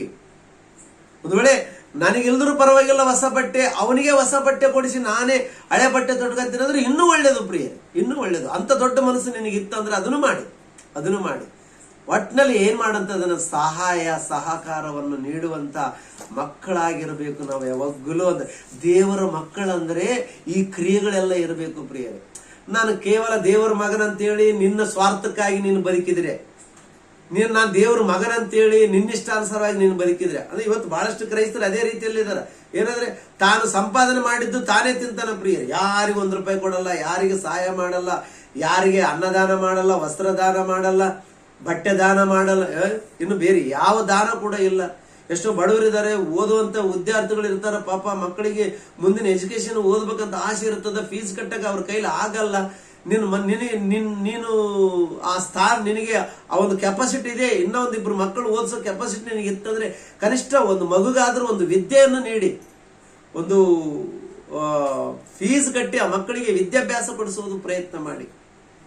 ಇವತ್ತು ಫಾರಿನ್ನಿಂದ ಅಮೆರಿಕ ಆಗಿರ್ಬೋದು, ಬ್ರಿಟನ್ ಆಗಿರ್ಬೋದು, ಜಪಾನು, ಜರ್ಮನು, ಇಂಗ್ಲೆಂಡು, ಆಸ್ಟ್ರೇಲಿಯಾ ಈ ದೇಶಗಳಿರ್ತಕ್ಕಂಥ ಹಲವಾರು ಕ್ರೈಸ್ತರು ಇವತ್ತು ನಮ್ಮ ಭಾರತ ದೇಶದಲ್ಲಿ ಇರ್ತಕ್ಕಂಥ ಅನೇಕ ಜನಗಳಿಗೆ, ಕ್ರೈಸ್ತರಿಗೆ ವಿದ್ಯಾಭ್ಯಾಸ ಕೊಡಿಸುವುದಾಯ್ತು ಅಥವಾ ಆ ಬಡತನದಿಂದ ಅವರನ್ನು ತೊಲಗಿಸುವುದಕ್ಕಾಗಿತ್ತು ಬಹಳಷ್ಟು ಸಹಾಯ ನೀಡಿರತಕ್ಕಂಥ ಚರಿತ್ರೆ ನಮ್ಮ ಭಾರತ ದೇಶದಲ್ಲಿ ಇದೆ ಪ್ರಿಯರೇ. ಹಲವಾರು ಜನರಿಗೆ ಅವರು ವಿಶ್ವಾಸಿಗಳು ಆಗಿರ್ಬೋದು, ಆಗದೇ ಇರಬಹುದು, ಕ್ರಿಸ್ತನನ್ನು ನಂಬಿರ್ಬೋದು, ನಂಬದೇ ಇರಬಹುದು, ಅಂತವರಿಗೆ ಅನೇಕ ಸಹಕಾರವನ್ನು ಔಟ್ ಆಫ್ ಕಂಟ್ರೀಸ್ ಇಂದ ನಮಗೆ ಅನುದಾನವನ್ನು ನೀಡಿರ್ತಕ್ಕಂಥದ್ದನ್ನು ನಾವು ನೋಡ್ತಿರ್ತೀವಿ ಪ್ರಿಯರೇ. ಇವೆಲ್ಲವನ್ನು ನಾವು ನೋಡುವಾಗ ಕ್ರೈಸ್ತರ ಲಕ್ಷಣಗಳು ಇವೆಯಾ, ಹಂಗಾರೆ ನಾನು ಯಾವುದೋ ಒಂದು ಒಳ್ಳೆ ಕೆಲಸ ಮಾಡಬೇಕು, ನಾನು ಯಾವುದೋ ಒಂದು ಎಲ್ಲ ಈ ಬಡತನದಲ್ಲಿ ಇರ್ತಕ್ಕಂಥವ್ರನ್ನ ಜ್ಞಾಪಕದಲ್ಲಿ ಇಟ್ಕೊಳ್ಬೇಕು, ನಾನು 1000 ಗಟ್ಟಲೆ ನಾನು ಕೊಡಕ್ಕ ನನ್ನ ಕೈಲಿ ಆಗ್ಲಿಲ್ಲದ್ರು ಕರೆಷ್ಟು 100 ಗಟ್ಟಲೆ ಆದ್ರೂ ನಾನು ಸಹಾಯ ಮಾಡಬೇಕು ಅವರಿಗೆ ಅನ್ನಂತ ಮನೋಭಾವನೆ ಕ್ರೈಸ್ತರಲ್ಲಿರಬೇಕು ಅಂತ ಹೇಳ್ತಾ ಇದೆ ವಾಕ್ಯ. ನಿನಗಾಗಿ ನೀನು ಬದುಕೋದು ದೊಡ್ಡದಲ್ಲ ಪ್ರಿಯರೇ, ನಿನಗಾಗಿ ನೀನು ಬದುಕುವುದು ದೊಡ್ಡದಲ್ಲ, ಪರರಿಗಾಗಿ ಬದುಕಬೇಕು, ಪರರನ್ನು ಪ್ರೀತಿಸಬೇಕು ಅಂತ ವಾಕ್ಯ ನಮಗೆ ಹೇಳ್ತಾ ಇದೆ. ಅದಕ್ಕಾಗಿ ಪರರನ್ನು ಪ್ರೀತಿಸಿ ಪರೋಪಕಾರವನ್ನು ನೀಡಬೇಕು. ನೀನು ಇನ್ನೊಬ್ಬರನ್ನ ಬಡತನದಲ್ಲಿರ್ತಕ್ಕಂಥವ್ರನ್ನ ಜ್ಞಾಪಕದಲ್ಲಿಟ್ಟುಕೊಂಡು ಜೀವನ ಮಾಡ್ಬೇಕಂತ ಹೇಳಿ ವಾಕ್ಯ ನಮಗೆ ಹೇಳಿಕೊಡ್ತಾ ಇದೆ. ಪ್ರೀತಿಯುಳ್ಳಂತ ದೇವರ ಮಕ್ಕಳೇ, ಇದೇ ಕೀರ್ತನೆಗಳು 78ನೇ ಅಧ್ಯಾಯ 10, 11, 12 ವಚನಗಳನ್ನು ಓದಿಕೊಂಡಾಗ ಇಸ್ರಾಯೇಲರು ಮಾಡಿದ ಉಪಕಾರವನ್ನು ಮರೆತೋದ್ರಂತ ಪ್ರಿಯರೇ. ದೇವರು ಇಸ್ರಾಯೇಲರಿಗೆ ಮಾಡಿರ್ತಕ್ಕಂಥ ಉಪಕಾರವನ್ನು ಸಂಪೂರ್ಣವಾಗಿ ಮರೆತು ಜೀವನ ಮಾಡೋದಕ್ಕೆ ಪ್ರಾರಂಭ ಮಾಡಿದ್ರು ಪ್ರಿಯರೇ. ನಿಜವಾಗಲೂ ಇಸ್ರಾಯೇಲ್ರನ್ನ ದೇವರು ಒಂದು ಇದರಿಂದ ಯಾವುದು ಐಗುಪ್ತ ದೇಶದಿಂದ ನಡೆಸಿಕೊಂಡು ಬರುವಾಗ ಆ ಅರಣ್ಯದಲ್ಲಿ ಅವರು 40 ವರ್ಷ ತಿರುಗಿದಾಗ ಆ 40 ವರ್ಷ ಕೂಡ ದೇವರು ಅವರಿಗೆ ಮಾಡಿರ್ತಕ್ಕಂಥ ಉಪಕಾರ 1-2 ಅಲ್ಲ ಪ್ರಿಯರೇ. ಅದ್ಭುತವಾಗಿ ಆತನು ಬಂಡೆಯಿಂದ ನೀರು ತರಿಸಿ ಕುಡಿಸಿದ ಆತನು, ಕೆಂಪು ಸಮುದ್ರವನ್ನು ಮತ್ತು 2 ಭಾಗವಾಗಿ ವಿಂಗಡ ಮಾಡಿ ಅವರನ್ನು ಒಣನೆಲದಲ್ಲಿ ನಡೆಸಿದ, ಮತ್ತು ಆಕಾಶದಿಂದ ಮನ್ನವನ್ನು ಸುರಿಸಿ ಅವರಿಗೆ ಆಹಾರವನ್ನು ಕೊಟ್ಟ, ಅವರಿಗೆ ಬಟ್ಟೆ ಹರಿಯದಂತೆ ಒಂದೇ ಜೊತೆ ಬಟ್ಟೆ 40 ವರ್ಷ, ಒಂದೇ ಜೊತೆ ಚಪ್ಪಲಿ 40 ವರ್ಷ ಅವರಿಗೆ ತೊಡಿಸಿ ಅವರನ್ನು ಸಂರಕ್ಷಿಸಿಕೊಂಡ ಬಂದ ಪ್ರಿಯರೇ. ಆದರೆ ಅವರು ಕೆಲವೇ ದಿನಗಳಲ್ಲಿ ಆತನನ್ನು ಮರೆತೋಗಿರುವುದನ್ನು ನಾವು ಕಾಣ್ತಾ ಇದ್ದೀವಿ ಪ್ರಿಯರೇ. 78ನೇ ಅಧ್ಯಾಯ ಕೀರ್ತನೆಗಳಲ್ಲಿ 78ನೇ ಅಧ್ಯಾಯವನ್ನು ನಾವು ನೋಡಿದಾಗ 10ನೇ ವಚನವನ್ನು ನೋಡಿದಾಗ ಪ್ರಿಯರೇ, ಎಷ್ಟು ಒಳ್ಳೆ ಮಾತು ಹೇಳ್ತಾ ಇದ್ದಾನೆ ನೋಡ್ರಿ ಪ್ರಿಯರೇ. ಅವರು ದೇವರ ನಿಬಂಧನೆಯನ್ನು ಪಾಲಿಸದೆ ಆತನ ಧರ್ಮಶಾಸ್ತ್ರವನ್ನು ಅನುಸರಿಸಲಲ್ಲದೆ ಆತನ ಕಾರ್ಯಗಳನ್ನು ಆತನು ತಮ್ಮೆದುರಿನಲ್ಲಿ ನಡೆಸಿದ ಅದ್ಭುತಗಳನ್ನು ಮರೆತು ಬಿಟ್ಟರು. ಧರ್ಮೋಪದೇಶ ಕಾಂಡದಲ್ಲಿ ಏನ್ ನೋಡಿದ್ವಿ ನಾವು? ಆತನು ಹೇಳಿದ ಉಪದೇಶವನ್ನು ಧರ್ಮೋಪದೇಶವನ್ನು ನೀವು ಎಂದಿಗೂ ಮರಿಬಾರದು, ಅದನ್ನು ಅನುಸರಿಸಬೇಕು ಅಂತೇಳಿ ನಾವು ಆ ವಚನಗಳನ್ನು ನೋಡಿದೆವು ಪ್ರಿಯರೇ. ಹೌದಾ? 8ನೇ ಅಧ್ಯಾಯ 1ನೇ ವಚನ ಮತ್ತು 5ನೇ ಅಧ್ಯಾಯ 32ನೇ ವಚನವನ್ನು ನಾವು ನೋಡಿದೆವು ಪ್ರಿಯರೇ. ಆ ಖಚಿತವಾಗಿ ಮಾಡಲೇಬೇಕಾದಂತ ವಿಷಯಗಳನ್ನು ನಾವು ಕೇಳಿದೆವು ಪ್ರಿಯರೇ. ಆದ್ರೆ ಕೀರ್ತನೆಗಾರನಾಗಿರ್ತಕ್ಕಂಥ ದಾವೀದನು ಹೇಳ್ತಾ ಇದ್ದಾನೆ, ಏನ್ ಹೇಳ್ತಾ ಇದ್ದಾನೆ ಅಂದ್ರೆ, ಅವರು ಮರೆತೋಗಿದ್ದಾರೆ. ಏನ್ ಮರೆತೋಗಿದ್ದಾರೆ? ಇದು ಆಸಾಫನು ಬರೆದಂತ ಪದ್ಯ. ಇದು ಏನ್ ಮರೆತೋಗಿದ್ದಾರೆ? ಆತನ ಆಜ್ಞೆಗಳು, ಆತನ ನಿಬಂಧನೆ ಧರ್ಮಶಾಸ್ತ್ರವನ್ನು ಅನುಸರಿಸಲಲ್ಲದೆ ಆತನ ಕಾರ್ಯಗಳನ್ನು ಆತನು ತಮ್ಮ ಎದುರಿನಲ್ಲಿ ನಡೆಸಿದ ಅದ್ಭುತಗಳನ್ನು ಮರೆತು ಬಿಟ್ಟರು. ಐಗುಪ್ತ ದೇಶದ ಸೋನು ಸೀಮೆಯಲ್ಲಿ ಅವರು ಪೂರ್ವಿಕರು ಸಮಕ್ಷಮದಲ್ಲಿ ಆಶ್ಚರ್ಯ ಕ್ರಿಯೆಗಳನ್ನು ನಡೆಸಿದನು. ಆತನು ಸಮುದ್ರವನ್ನು ಛೇದಿಸಿ ಅದರ ನೀರನ್ನು ರಾಶಿಗಳಂತೆ ನಿಲ್ಲಿಸಿ ಅವರನ್ನು ದಾಟಿಸಿದನು. ಹಗಲು ಮೋಡದಿಂದಲೂ ಇರುಳು ಬೆಂಕಿಯ ಬೆಳಕಿನಿಂದಲೂ ಅವರನ್ನು ಕರೆದೊಯ್ದನು. ಆತನು ಅರಣ್ಯದಲ್ಲಿ ಬಂಡೆಗಳನ್ನು ಸೀಳಿ ಅವರಿಗೆ ಸಾಗರದಿಂದಲೋ ಎಂಬಂತೆ ಧಾರಾಳವಾಗಿ ನೀರು ಕುಡಿಸಿದನು. ಗಿರಿಶೀಲೆಯಿಂದ ಜಲಪ್ರವಾಹವನ್ನು ಹೊರಡಿಸಿ ನದಿಗಳಾಗಿ ಹರಿಮಾಡಿದನು. ಅವರು ನಿರ್ಜಲ ಪ್ರದೇಶದಲ್ಲಿ ಪರಸ್ಪರನಿಗೆ ಪದೇ ಪದೇ ಅವಿಧೇಯರಾಗಿ ಇನ್ನು ಹೆಚ್ಚು ಪಾಪ ಮಾಡುತ್ತಾ ಬಂದರು. ಏನ್ ಮಾಡ್ತಾ ಇದ್ದಾರಂತ ಪ್ರಿಯರೇ? ಇಷ್ಟೆಲ್ಲ ಅದ್ಭುತ ಕಾರ್ಯಗಳನ್ನು ಮಾಡಿದಾಗಲೂ ಕೂಡ ಅವರ ಜೀವನದಲ್ಲಿ ದೇವರು ಮಾಡಿರ್ತಕ್ಕಂಥ ಉಪಕಾರಗಳನ್ನು ಮರೆತೋದರು, ಆತನ ನಿಬಂಧನೆಗಳನ್ನು ಮರೆತೋದರು, ಆತನ ಆಜ್ಞೆಗಳನ್ನು ಮರೆತೋದರು ಎಂಬುದಾಗಿ ವಾಕ್ಯ ನಮಗೆ ಸ್ಪಷ್ಟವಾಗಿ ಹೇಳ್ತಾ ಇದೆ ಪ್ರಿಯರೇ. ಆಲೋಚನೆ ಮಾಡ್ರಿ ಪ್ರೀತಿಯುಳ್ಳಂತ ದೇವರ ಮಕ್ಕಳೇ. ಆತನ ನಿಬಂಧನೆ ಮರಿಬಾರದಂತ ವಾಕ್ಯ ಹೇಳ್ತಾ ಇದೆ. ಆದ್ರೆ ಆತನ ನಿಬಂಧನೆಗಳು ಮರೆತೋದ್ರು ಇಸ್ರಾಯೇಲ್ರು. ಆತನ ಉಪದೇಶ ಮರಿಬಾರದಂತ ಹೇಳ್ತಾ ಇದೆ. ಆತನ ಉಪದೇಶವನ್ನು ಮರೆತು ಹೋದ್ರು ಪ್ರಿಯರೇ. ಅವರಲ್ಲಿರ್ತಕ್ಕಂಥ ಬಡವರನ್ನು ಕೂಡ ಮರೆತು ಹೋದ್ರು. ಸ್ವಾರ್ಥಕ್ಕಾಗಿ ಜೀವನ ಮಾಡುವುದಕ್ಕೆ ಪ್ರಾರಂಭ ಮಾಡಿದರು ಪ್ರಿಯರೇ ಇಸ್ರಾಯೇಲ್. ಸ್ವಾರ್ಥದ ಜೀವನ, ಸ್ವಾರ್ಥದ ಚಿಂತನೆ. ನಾನು, ನನ್ನ ಹೆಂಡತಿ, ನನ್ನ ಮಕ್ಕಳು, ನನ್ನ ಸಂಸಾರ ಚೆನ್ನಾಗಿರ್ಬೇಕು, ಡೆವಲಪ್ಮೆಂಟ್ ಆಗ್ಬೇಕು, ಬೆಳಿಬೇಕು. ಬಿಲ್ಡಿಂಗ್ ಮೇಲೆ ಬಿಲ್ಡಿಂಗ್ ಕಟ್ಕೊಂಡ್ರು ಪರವಾಗಿಲ್ಲ, ಇನ್ನೊಬ್ಬರಿಗೆ 1-2-4 ಟೀಮ್ ಕೊಡಿಸಿ ಅವರಿಗೆ ಹೆಲ್ಪ್ ಮಾಡೋಣ ಅಂತ ಮನೋಭಾವನೆ ಅವರಲ್ಲಿ ಇಲ್ಲ ಪ್ರಿಯ. ನಿಜವಾಗ್ಲು ಅವ್ರಿಗೆ ಒಳ್ಳೇದು ಮಾಡ್ಬೇಕನ್ನಂತ ಸ್ವಭಾವನೆ ಇಲ್ಲ. ಇವತ್ತು ಕ್ರೈಸ್ತರು ಕೂಡ ಇವತ್ತು ಕೋಟ್ಯಾಧೀಶ್ವರಿದ್ದಾರೆ, ಅಗರ್ಭ ಶ್ರೀಮಂತರಾಗಿದ್ದಾರೆ. ಆದ್ರೆ ಯಾರಿಗಾದ್ರೂ ಬಡಪ ಮಕ್ಕಳಿಗೆ ಸಹಾಯ ಮಾಡೋಣ, ಬಡವರಿಗೆ ಹೆಲ್ಪ್ ಮಾಡೋಣ ಅನ್ನೋಂಥ ಭಾವನೆ ಇಲ್ಲ ಪ್ರಿಯರೇ. ಬಹಳಷ್ಟು ಜನರಿಗೆ ಇಲ್ಲ ಪ್ರಿಯರೇ. ಇವತ್ತು ಸಮಾಜದಲ್ಲಿ ನೋಡುವಾಗ ಒಳ್ಳೆ ಕಾರ್ಯಗಳು ಮಾಡ್ಬೇಕಂತೇಳಿ ಸೋಷಿಯಲ್ ಮೀಡಿಯಾದಲ್ಲಿ ಹಲವಾರು ವಿಡಿಯೋಗಳು, ಶಾರ್ಟ್ ವಿಡಿಯೋಗಳು ತೋರಿಸ್ತಿರ್ತಾರೆ ಪ್ರಿಯರೇ. ಒಳ್ಳೇದು ಮಾಡು, ಒಳ್ಳೇದು ಮಾಡು, ಒಳ್ಳೇದು ಮಾಡು ಅಂತೇಳಿ. ಹೌದಾ? ಒಳ್ಳೇದು ಮಾಡಬೇಕು ಅನ್ನೋಂಥ ನೆನಪಿಗೆ ಇದ್ರೂ ಕೂಡ ನಾವು ಒಳ್ಳೇದು ಮಾಡದ ಹಾಗೆ ಇವತ್ತು ಕೆಟ್ಟತನದಲ್ಲಿ ಮನುಷ್ಯ ಬದುಕುತ್ತಿರುವುದನ್ನು ನಾವು ನೋಡ್ತಾ ಇದ್ದೇವೆ ಪ್ರಿಯರೇ. ಅದಕ್ಕಾಗಿ ಆತನ ನಿಬಂಧನೆಗಳು ಮರೆತು ಹೋಗಬಾರದು ಅಂತ ವಾಕ್ಯ ಹೇಳ್ತಾ ಇದೆ. ಆದ್ರೆ ಇಸ್ರಾಯೇಲರು ಆತನ ನಿಬಂಧನೆಗಳನ್ನು ಮರೆತು ಹೋದರು ಎಂಬುದಾಗಿ ವಾಕ್ಯ ನೋಡ್ತಾ ಇದ್ದೀವಿ. ನಾವು ಮರಿಬಾರದು ಅಂತ ದೇವರು ಏನ್ ಹೇಳ್ತಾ ಇದ್ದಾನೋ ಅದನ್ನೇ ಮರೆತು ಹೋಗ್ತಾ ಇದ್ದಾರೆ. ಕ್ರೈಸ್ತರಾಗಿರ್ತಕ್ಕಂಥ ನಾವೆಲ್ಲರೂ ಕೂಡ ಇವತ್ತು ದೇವರ ವಾಕ್ಯಕ್ಕೆ ತತ್ವಿರುದ್ಧವಾಗಿ ಜೀವನ ಮಾಡ್ತಾ ಇದೀವಿ ಅಂತ ಹೇಳಲಿಕ್ಕೆ ನಾನು ಇಷ್ಟಪಡ್ತೀನಿ. ಅದಕ್ಕಾಗಿ ಪ್ರೀತಿಯುಳ್ಳಂತ ದೇವರ ಮಕ್ಕಳೇ ಆಲೋಚನೆ ಮಾಡ್ರಿ. ಒಳ್ಳೆಯವನಾಗುವುದಕ್ಕೆ ನೀನು ಪ್ರಯತ್ನ ಮಾಡು. ಒಳ್ಳೆಯವನಾಗುವುದಕ್ಕೆ, ಒಳ್ಳೆಯ ಉಪಕಾರವನ್ನು ಮಾಡುವಂತ ವ್ಯಕ್ತಿಯಾಗಿ ನೀನು ಜೀವಿಸುವುದಕ್ಕೆ ಪ್ರಯತ್ನ ಮಾಡು. ನಾಮಕಾರ್ಧ ಕ್ರೈಸ್ತನಾಗಿ ಜೀವನ ಮಾಡಬೇಡ. ಅದರಿಂದ ನೀನು ಪ್ರಯೋಜನ ಏನಿಲ್ಲ ನಿನಗೆ. ಒಂದು ವೇಳೆ ನೀನು ನಾಮಕಾರ್ಧ ಜೀವನ ಮಾಡಿದ್ರೆ ಪ್ರಯೋಜನ ಏನಿಲ್ಲ. ನೀನು ನಾಮಕಾರ್ಧ ಜೀವನ ಮಾಡಬೇಡ. ನಿಜವಾಗಲೂ ದೈವ ಲಕ್ಷಣಗಳನ್ನು ಹೊಂದಿಕೊಂಡು ಜೀವನ ಮಾಡು. ಒಂದಲ್ಲ ಒಂದು ದಿನ ದೇವರು ನಿನ್ನ ಕೈ ಹಿಡಿತಾನೆ, ನಿನ್ನ ಮೇಲಕ್ಕೆ ತರ್ತಾನೆ, ನಿನ್ನನ್ನು ಆಶೀರ್ವಾದ ಮಾಡ್ತಾನೆ. ಆತನ ಆಶೀರ್ವಾದ ನಮಗೆ ಬೇಕು, ಆತನ ಕೃಪೆ ನಮಗೆ ಬೇಕು, ಆತನ ದಯೆ ನಮ್ಮ ಮೇಲೆ ಇರಬೇಕು ಅಂತಂದ್ರೆ ಆತನ ಹೇಳಿದ ಮಾತುಗಳನ್ನು ನಾವು ಅನುಸರಿಸಲೇಬೇಕು ಎಂಬುದಾಗಿ ವಾಕ್ಯ ನಮಗೆ ಉಪದೇಶ ನೀಡ್ತಾ ಇದೆ. ಪ್ರೀತಿಯುಳ್ಳಂತ ದೇವರ ಮಕ್ಕಳೇ, ಏನೇನು ಕೇಳಿದೆವು ಪ್ರಿಯರೇ?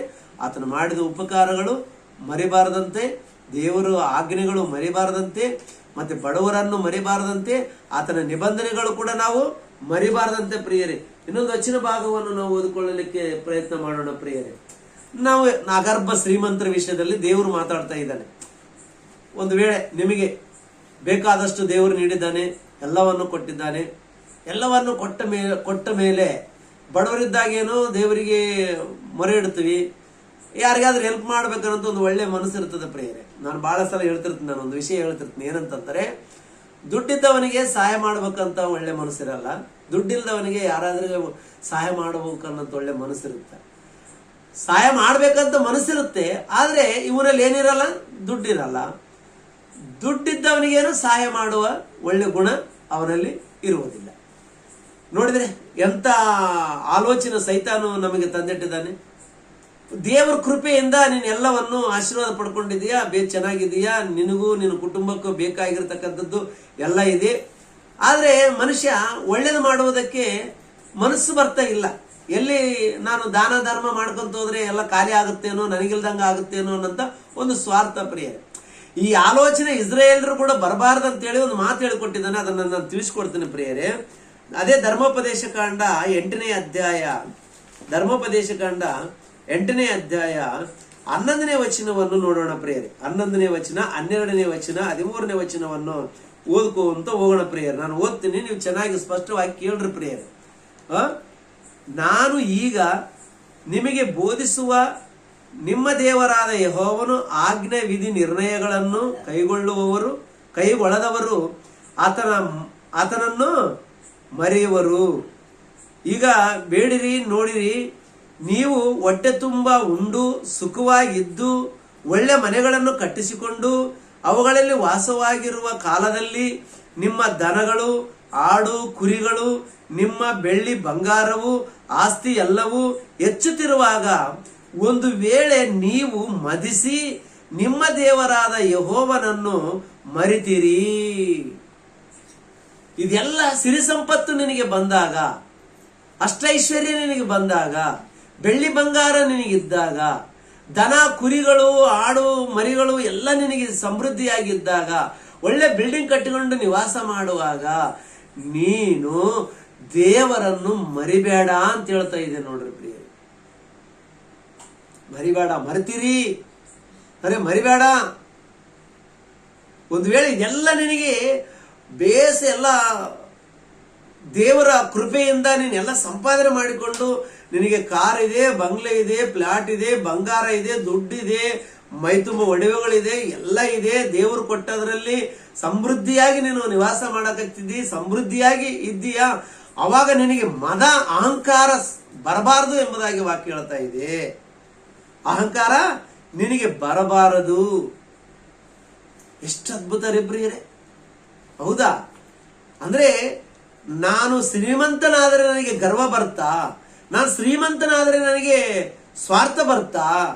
ನಾನು ಶ್ರೀಮಂತನಾದರೆ ದೇವರನ್ನು ಮತ್ತು ಬಡವರನ್ನು ಮತ್ತು ದೇವರ ಮಾತನ್ನು ಮರ್ತು ಹೋಗ್ತೀನ ಅಂತಂದ್ರೆ ಮರಿತಿದ್ದಿ ಅಂತ ಹೇಳ್ತಾ ಇದ್ದೇನೆ. ಮರಿಬೇಡ, ಮರಿತಿದ್ದಿ. ಆಟೋಮೆಟಿಕ್ ಆಗಿ ಆ ಸ್ವಭಾವಗಳು ನಿನ್ನಲ್ಲಿ ಬರ್ತಾವ, ಕೆಟ್ಟ ಸ್ವಭಾವಗಳು ನಿನ್ನಲ್ಲಿ ಬರ್ತದ. ಅದಕ್ಕೆ ಹೇಳ್ತಾ ಇದ್ದಾನೆ. ಈಗ ಮತ್ತೊಂದ್ಸಲ ಓದ್ತೀನಿ ಪ್ರಿಯರೇ, 12ನೇ ವಚನದಲ್ಲಿ, ನೀವು ಹೊಟ್ಟೆ ತುಂಬ ಉಂಡು ಸುಖವಾಗಿದ್ದು ಒಳ್ಳೆ ಮನೆಗಳನ್ನು ಕಟ್ಟಿಸಿಕೊಂಡು ಅವುಗಳಲ್ಲಿ ವಾಸವಾಗಿರುವ ಕಾಲದಲ್ಲಿ ನಿಮ್ಮ ದನಗಳು, ಆಡು, ಕುರಿಗಳು, ನಿಮ್ಮ ಬೆಳ್ಳಿ ಬಂಗಾರವು, ಆಸ್ತಿ ಎಲ್ಲವೂ ಹೆಚ್ಚುತ್ತಿರುವಾಗ ಒಂದು ವೇಳೆ ನೀವು ಮದಿಸಿ ನಿಮ್ಮ ದೇವರಾದ ಯೆಹೋವನನ್ನು ಮರಿತೀರಿ. ಆತನು ನಿಮ್ಮನ್ನು ಕಷ್ಟಕ್ಕೆ ಒಳಪಡಿಸಿ ಪರೀಕ್ಷಿಸಿದ ನಂತರ ನಿಮಗೆ ಮೇಲನುಂಟು ಮಾಡಬೇಕೆಂಬ ಉದ್ದೇಶದಿಂದ ಐಗುಪ್ತ ದೇಶದಲ್ಲಿ ದಾಸರಾಗಿದ್ದ ನಿಮ್ಮನ್ನು ಬಿಡುಗಡೆ ಮಾಡಿ ವಿಷಸರ್ಪಗಳ ಚೇಳುಗಳ ಇದ್ದ ಆ ಘೋರವಾದ ಮಹಾ ಅರಣ್ಯವನ್ನು ನೀರು ಬತ್ತಿ ಹೋದ ಭೂಮಿಗಳನ್ನು ದಾಟಿಸಿ ಗಟ್ಟಿಯಾದ ಬಂಡೆಯೊಳಗಿಂದ ನೀರನ್ನು ಹೊರಡಿಸಿಕೊಟ್ಟು ನಿಮ್ಮ ಪೂರ್ವಕರಿಗೆ ತಿಳಿಯದೇ ಇದ್ದ ಮನ್ನವನ್ನು ಕೊಟ್ಟು ಪೋಷಿಸಿದಾತನನ್ನು ನೀವು ಮರೆತು ಮನಸ್ಸಿನೊಳಗೆ ಈ ಭಾಗ್ಯವು ನಮ್ಮ ಸ್ವಾರ್ಥದಿಂದ ಸಾಹಸಗಳಿಂದ ನಮಗುಂಟಾಯಿತು ಅಂದುಕೊಂಡಿರಿ. ಆದ್ದರಿಂದ ನಿಮ್ಮ ದೇವರಾದ ಯೆಹೋವನೇ ತಾನು ನಿಮ್ಮ ಪಿತೃಗಳಿಗೆ ಪ್ರಮಾಣ ಪೂರ್ವಕ ಮಾಡಿದ ವಾಗ್ದಾನವನ್ನು ಈಗ ನಿಮ್ಮ ಅನುಭವಕ್ಕೆ ಬಂದ ರೀತಿಯಲ್ಲಿ ನೆರವೇರಿಸುವವನಾಗಿ ನಿಮಗೆ ಇಷ್ಟ ಭಾಗ್ಯವನ್ನು ಸಂಪಾದಿಸುವುದಕ್ಕೆ ಸಾಮರ್ಥ್ಯವನ್ನು ಕೊಟ್ಟನೆಂದು ಜ್ಞಾಪಕ ಮಾಡಿಕೊಳ್ಳಿರಿ. ಇದು ನಾನೇ ಸಂಪಾದನೆ ಮಾಡಿದ್ದೇನೆ, ನಾನೇ ಕಷ್ಟಪಟ್ಟಿದ್ದೀನಿ, ಇದು ನನ್ನ ಸ್ವಂತ ಕಷ್ಟಾರ್ಜಿತ, ಇದು ನನ್ನ ಬಲದಿಂದ, ನನ್ನ ಜ್ಞಾನದಿಂದ, ನನ್ನ ಒಳ್ಳೆ ತಿಳುವಳಿಕೆಯಿಂದ ನಾನು ಸಂಪಾದನೆ ಕೂಡಿಟ್ಟುಕೊಂಡಿದ್ದೀನಿ ಅನ್ನಂತ ಅಹಂಕಾರ ಸ್ವಭಾವ ಬೇಡ. ಆತನೇ ನಿನಗೆ ನೀಡಿದ್ದಾನೆ, ಆತನೇ ನಿನಗೆ ಕೊಟ್ಟಿದ್ದಾನೆ, ಎಲ್ಲವನ್ನು ಆತನ ಕೃಪೆಯಿಂದ ನಿನಗೆ ಅನುಗ್ರಹಿಸಿದ್ದಾನೆ. ಅದಕ್ಕಾಗಿ ಆತನ ಕೃಪೆಯಿಂದ ನೀನು ಹೊಂದಿಕೊಂಡಿದ್ದೀಯಾ, ಅದು ಮರಿಬಾರದು, ಅದನ್ನು ನೀನು ಮರಿಬಾರದು. ದೇವರು ಕೊಟ್ಟಿದ್ದಾನೆ ಅನ್ನೋದು ಮಾತು ಮರಿಬೇಡ. ನಾನೇ ಸಂಪಾದನೆ ಮಾಡಿಕೊಂಡಿದ್ದೀನಿ ಅನ್ನೋ ಮಾತು ಮಾತಾಡಬೇಡ. ಯೋಬನು ಹೇಳ್ತಾ ಇದ್ದಾನೆ ಪ್ರಿಯರೇ, ಎಲ್ಲ ಹೋದಾಗ ಆತನು ದೇವರ ಬಳಿ ಹೇಳ್ತಾ ಇದ್ದಾನೆ ಏನಂತ, ದೇವ ಎಲ್ಲ ನೀನೇ ಕೊಟ್ಟಿ, ಎಲ್ಲ ನೀನೇ ತೆಗೆದುಕೊಂಡು, ನಿನ್ನ ನಾಮಕ್ಕೆ ಸ್ತೋತ್ರ. ಯಾರು ಕೊಟ್ಟಿದಾರಂತೆ? ದೇವರು ಕೊಟ್ಟಿದ್ದಾನಂತೆ. ದೇವರು ಕೊಟ್ಟಿದ್ದಾನೆ, ದೇವರು ತೆಗೆದುಕೊಂಡಿದ್ದಾನೆ ಅನ್ನಂತ ಮಾತು ಹೇಳ್ತಾ ಇದ್ದಾನೆ ನೋಡ್ರಿ ಪ್ರಿಯರೇ. ಹೌದಾ? ನಮಗೆ ದೇವರು ಕೊಟ್ಟಿದ್ದಾನೆ ಅಂದ್ರೆ ದೇವರು ಕೊಟ್ಟಿದ್ದಾನೆ. ಇವತ್ತು ನಾವು ಈ ಸ್ಥಿತಿಯಲ್ಲಿ ಇದ್ದೀವಿ ಅಂತಂದ್ರೆ ಅದು ದೇವರು ಕೊಟ್ಟವರ. ಅಷ್ಟ ಐಶ್ವರ್ಯ ನನಗಿದೆ ಅಂದ್ರೆ ಅದು ದೇವರು ಕೊಟ್ಟವರ. ದೇವರು ತೋರಿಸಿದಿರ್ತಕ್ಕಂಥ ದಯೆ ನನ್ನ ಮೇಲೆ, ಅದಕ್ಕೆ ಇವತ್ತು ನಾನು ಆತನ ಆಶೀರ್ವಾದವನ್ನು ಪಡ್ಕೊಂಡಿದ್ದೇನೆ. ದೇವರು ನನ್ನ ಸಮೃದ್ಧಿಯಾಗಿಟ್ಟಿದ್ದಾನೆ ಅನ್ನಂತ ಆಲೋಚನೆ ನಿನಗೆ ಇರಬೇಕು. ಪ್ರೀತಿ ಉಳ್ಳಂತ ದೇವರ ಮಕ್ಕಳೇ, ಆಲೋಚನೆ ಮಾಡ್ರಿ. ಇಲ್ಲ, ಇದು ನನ್ನ ಸ್ವಾರ್ಥ, ನನ್ನ ಸ್ವಂತದ ಕಷ್ಟ, ಇದು ನನ್ನ ಸಾಹಸದಿಂದ ನಾನು ಸಂಪಾದನೆ ಮಾಡಿಕೊಂಡಿದ್ದೀನಿ ಅನ್ನೋ ಮಾತು ನಿನ್ನ ಬಾಯಿಂದ ಬರಬಾರದೆಂಬುದಾಗಿ ವಾಕ್ಯ ಹೇಳ್ತಾ ಇದೆ ಪ್ರೀತಿ ಉಳ್ಳಂತ ದೇವರ ಮಕ್ಕಳೇ. ಹೌದಾ? ಯಾವಾಗಲೂ ದೇವರು ಮಾಡಿದ ಉಪಕಾರವನ್ನು ನೆನಪಿನಲ್ಲಿಟ್ಟುಕೊಂಡು ಜೀವನ ಮಾಡಬೇಕು. ಇವತ್ತು ನಾನು ಒಂದು ಸ್ಥಾನ, ಒಂದು ಮಾನ, ಒಂದು ಗೌರವ, ಒಂದು ಮಾನ್ಯ, ಒಂದು ಇದರಲ್ಲಿ ನಾನು ಒಂದು ಪೊಸಿಷನ್ ಅಲ್ಲಿ ಇದ್ದೀನಿ ಅಂತಂದ್ರೆ ಅದು ದೇವರು ಕೊಟ್ಟ ಆಶೀರ್ವಾದ ಅಂತ ತಿಳಿದುಕೊಂಡು ಇರಬೇಕು ಪ್ರಿಯರೇ. ಅಷ್ಟೇ. ಇದು ನನ್ನೊಂದು ಟ್ಯಾಲೆಂಟ್ ಇಂದ ನಾನು ಸಂಪಾದನೆ ಮಾಡಿಕೊಂಡಿನಂತ ಯಾವಾಗಲೂ ಹೇಳ್ಬೇಡ ಪ್ರಿಯರೇ. ನಾನು ಉದ್ಯೋಗ ಮಾಡುತ್ತಾ ಇದ್ದೀನಿ, ಸಂಪಾದನೆ ಮಾಡಿದ್ದೀನಿ ಅಂತ ಅನ್ಕೊಳ್ಳಬೇಡ ಪ್ರಿಯರೇ. ನಿನ್ನ ಮೈಂಡ್ ನಾನು ಸಾಫ್ಟ್ವೇರ್ ಇಂಜಿನಿಯರ್ ಅಂತ ಹೇಳ್ಕೊಂಡ ನೀನು ಗರ್ವ ಪಟ್ರೆ ಒಂದ್ಸಲ ನಿನ್ನ ಮೈಂಡ್ ಬ್ಲ್ಯಾಕ್ ಮಾಡಿದೆ. ನಿನ್ನ ಸಾಫ್ಟ್ವೇರ್ ಅಲ್ಲಲ್ಲ, ಎಲ್ಲ ವೇರ್ಗಳು ಹೋಗ್ಬಿಡ್ತಾವ ಪ್ರಿಯರೇ. ದೇವ್ರು ಏನಾದ್ರೂ ಒಂದು ಮನಸ್ಸು ಮಾಡಿದಂದ್ರೆ ನಿನ್ನ ಮೈಂಡೇ ಬ್ಲ್ಯಾಕ್ ಮಾಡಿದಂದ್ರೆ, ನಿನ್ನ ಮೈಂಡ್ ಆಲೋಚನೆಗೆ ನಿಲ್ಕಲಾರ್ದಂಗ ಮಾಡ್ಬಿಟ್ಟಂದ್ರೆ ನಿಜವಾಗಲೂ ನೀನು ಎಲ್ಲ ಬ್ಲ್ಯಾಕ್ ಆಗಿಬಿಡ್ತಾ, ನಿಂದು ಜೀವನನೇ ಬ್ಲ್ಯಾಕ್ ಆಗಿಬಿಡುತ್ತಾ. ಅದಕ್ಕೆ ದೇವರು ಮಾಡಿರ್ತಕ್ಕಂಥದ್ದನ್ನು ನಾವು ಯಾವಾಗಲೂ ಕೂಡ ಮರಿಬಾರದು. ಆತನು ಮಾಡಿದ ಉಪಕಾರಗಳು ನಾವು ನೆನಪಿನಲ್ಲಿ ಇಟ್ಟುಕೊಂಡು ಜೀವನ ಮಾಡಬೇಕಾಗಿದೆ ಅಂತ ಹೇಳಿ ನಿನಗೆ ಹೇಳಲಿಕ್ಕೆ ನಾನು ಇಷ್ಟಪಡ್ತೀನಿ ಪ್ರೀತಿಯುಳ್ಳಂತ ದೇವರ ಮಕ್ಕಳೇ. ಮತ್ತೊಂದ್ಸಲ ಇನ್ನೊಂದು ವಚನವನ್ನು ನೋಡ್ಕೊಳ್ಳೋಣ ಪ್ರಿಯರೇ. ಇಬ್ರಿದವರಿಗೆ ಬರೆದಂತ ಪತ್ರಿಕೆ 13ನೇ ಅಧ್ಯಾಯ 15 ಮತ್ತು 16ನೇ ವಚನವನ್ನು ಕೂಡ ನಾವು ನೋಡ್ಕೊಳ್ಳೋಣ ಪ್ರಿಯರೇ. ನಾವು ಮಾಡ್ತಕ್ಕಂಥ ಒಳ್ಳೆ ಕಾರ್ಯಗಳು ಎಂತವಾಗಿರಬೇಕು, ಏನ್ ಮಾಡ್ಬೇಕು, ನಾವು ಏನ್ ಮಾಡಿದ್ರೆ ದೇವರ ಕೃಪೆ ನಾವು ಹೊಂದ್ಕೊಳ್ತೀವಿ, ಅಥವಾ ಯಾವಾಗಲೂ ಕೂಡ ವಾಕ್ಯದಲ್ಲಿ ನಾನು ಇರ್ತೀನಿ ಅನ್ನಂತ ವಚನಗಳು ನಾವು ನೋಡ್ಕೊಳ್ಬೇಕಾಗಿದೆ ಪ್ರಿಯರೇ. ಇಬ್ರಿದವರಿಗೆ ಬರೆದಂತ ಪತ್ರಿಕೆ 13ನೇ ಅಧ್ಯಾಯ 15 ಮತ್ತು 16 ವಚನಗಳನ್ನು ಓದಿಕೊಳ್ಳೋಣ. ನಾವು ಸ್ತೋತ್ರ ಯಜ್ಞವನ್ನು ಸಮರ್ಪಿಸೋಣ. ಮೊದಲು ದೇವರಿಗೆ ಸ್ತೋತ್ರ ಹೇಳೋದು ಮರಿಬಾರದಂತ, ದೇವರಿಗೆ ಕೃತಜ್ಞತೆಗಳನ್ನು ಸಲ್ಲಿಸುವುದು ಮರಿಬಾರದು. ಯಾವಾಗಲೂ ದೇವರಿಗೆ ಸ್ತೋತ್ರದ ಗೀತೆಯನ್ನು ಆಡ್ತಾ ಇರ್ಬೇಕು. ಯಾವಾಗಲೂ ದೇವರು ಮಾಡಿರ್ತಕ್ಕಂಥದ್ದು ಅದಕ್ಕ ಸ್ತೋತ್ರ ಸಲ್ಲಿಸಬೇಕಂತ. ಸ್ತೋತ್ರ ಯಜ್ಞ ಹಳೆ ಒಡಂಬಡಿಕೆಯಲ್ಲಿ ಯಜ್ಞಗಳು ಸಮರ್ಪಿಸ್ತಾ ಇದ್ರು. ಕುರಿನೋ, ಆಡು, ಅಥವಾ ಕೊಬ್ಬಿದ ಊರಿನೋ, ಅಥವಾ ಪಾರಿವಾಳನೋ, ಅಥವಾ ಮೊಲನೋ, ಯಜ್ಞಗಳು ಹೋಮ ಸಮರ್ಪಿಸ್ತಾ ಇದ್ದೀನಿ.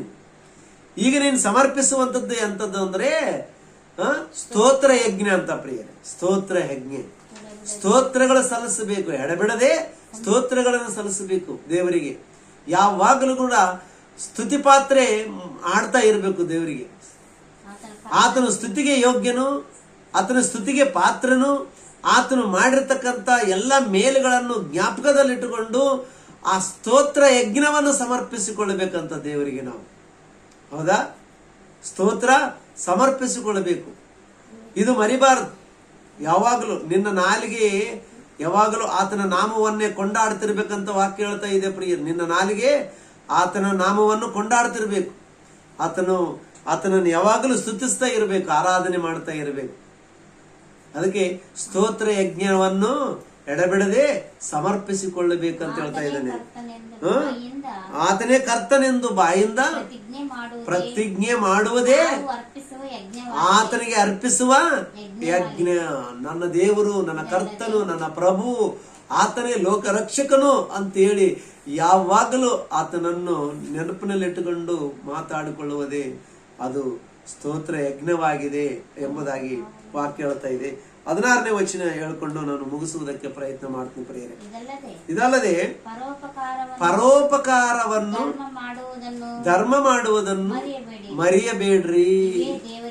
ಇದೇ ದೇವರಿಗೆ ಸಮರ್ಪಿತವಾದ ಯಜ್ಞಗಳು. ಒಂದು, ದೇವರಿಗೆ ಕೃತಜ್ಞತೆಗಳನ್ನು ಸಲ್ಲಿಸುವುದು ಒಂದು ಯಜ್ಞವಾಗಿದೆ. ಆತನಿಗೆ ಸ್ತೋತ್ರ ಸಲ್ಲಿಸುವುದು ಯಜ್ಞವಾಗಿದೆ. ಮತ್ತು ಪರೋಪಕಾರವನ್ನು ಧರ್ಮವನ್ನು ಮಾಡುವುದು ಕೂಡ ಯಜ್ಞ ಎಂಬುದಾಗಿ ಹೇಳ್ತಾ ಇದ್ದೇನೆ. ಇದು ದೇವರಿಗೆ ಸಲ್ಲಿಸುವಂತ ಸ್ತುತಿ ಆರಾಧನೆ. ನಾನು ಬಾಯಿ ತುಟಿಗಳಿಂದ ನಾನು ಸ್ತೋತ್ರ ಸಲ್ಲಿಸ್ತೀನಿ, ಸ್ತೋತ್ರ ಸ್ತೋತ್ರ ಸ್ತೋತ್ರ ಸ್ತೋತ್ರ ಸ್ತೋತ್ರ ಅಂತ ಹೇಳ್ತೀನಿ ಅಂತಂದ್ರೆ ಅದು ಪ್ರಯೋಜನ ಇಲ್ಲಂತೆ. ಆತನು ಮಾಡಿರ್ತಕ್ಕಂಥ ಕ್ರಿಯೆಗಳು, ಆತನು ಮಾಡಿರ್ತಕ್ಕಂಥ ಉಪಕಾರವನ್ನು ನೆನೆಸಿ ಆತನಿಗೆ ಸ್ತೋತ್ರ ಯಜ್ಞ ಸಮರ್ಪಿಸಬೇಕಂತೆ. ಅಷ್ಟು ಮಾತ್ರವಲ್ಲದೆ ಮತ್ತೆ ಪರೋಪಕಾರವನ್ನು ಧರ್ಮವನ್ನು ಮಾಡುವುದು ಕೂಡ ಮರೆಯಬಾರದಂತೆ ನಾವು. ಇದು ದೇವರಿಗೆ ಸಮರ್ಪಿತವಾದ ಯಜ್ಞ. ಇನ್ನೊಬ್ಬರಿಗೆ ಉಪಕಾರ ಮಾಡಿದ್ರೆ ಇದು ಯಜ್ಞ ಕೊಟ್ಟಂಗ ದೇವರಿಗೆ. ನಾವೇನು ದೇವರ ಬಳಿಗೆ ಹೋಗಿ ದೇವರ ಸನ್ನಿಧಾನದಲ್ಲಿ ಯಜ್ಞ ಕೊಡಬೇಕು ಅಂತ ಅನ್ಕೊಳ್ತಿದ್ರು ಹಳೆ ಒಡಂಬಡಿಕೆಯಲ್ಲಿ ಇರ್ತಕ್ಕಂಥ ಭಕ್ತಾದಿಗಳು.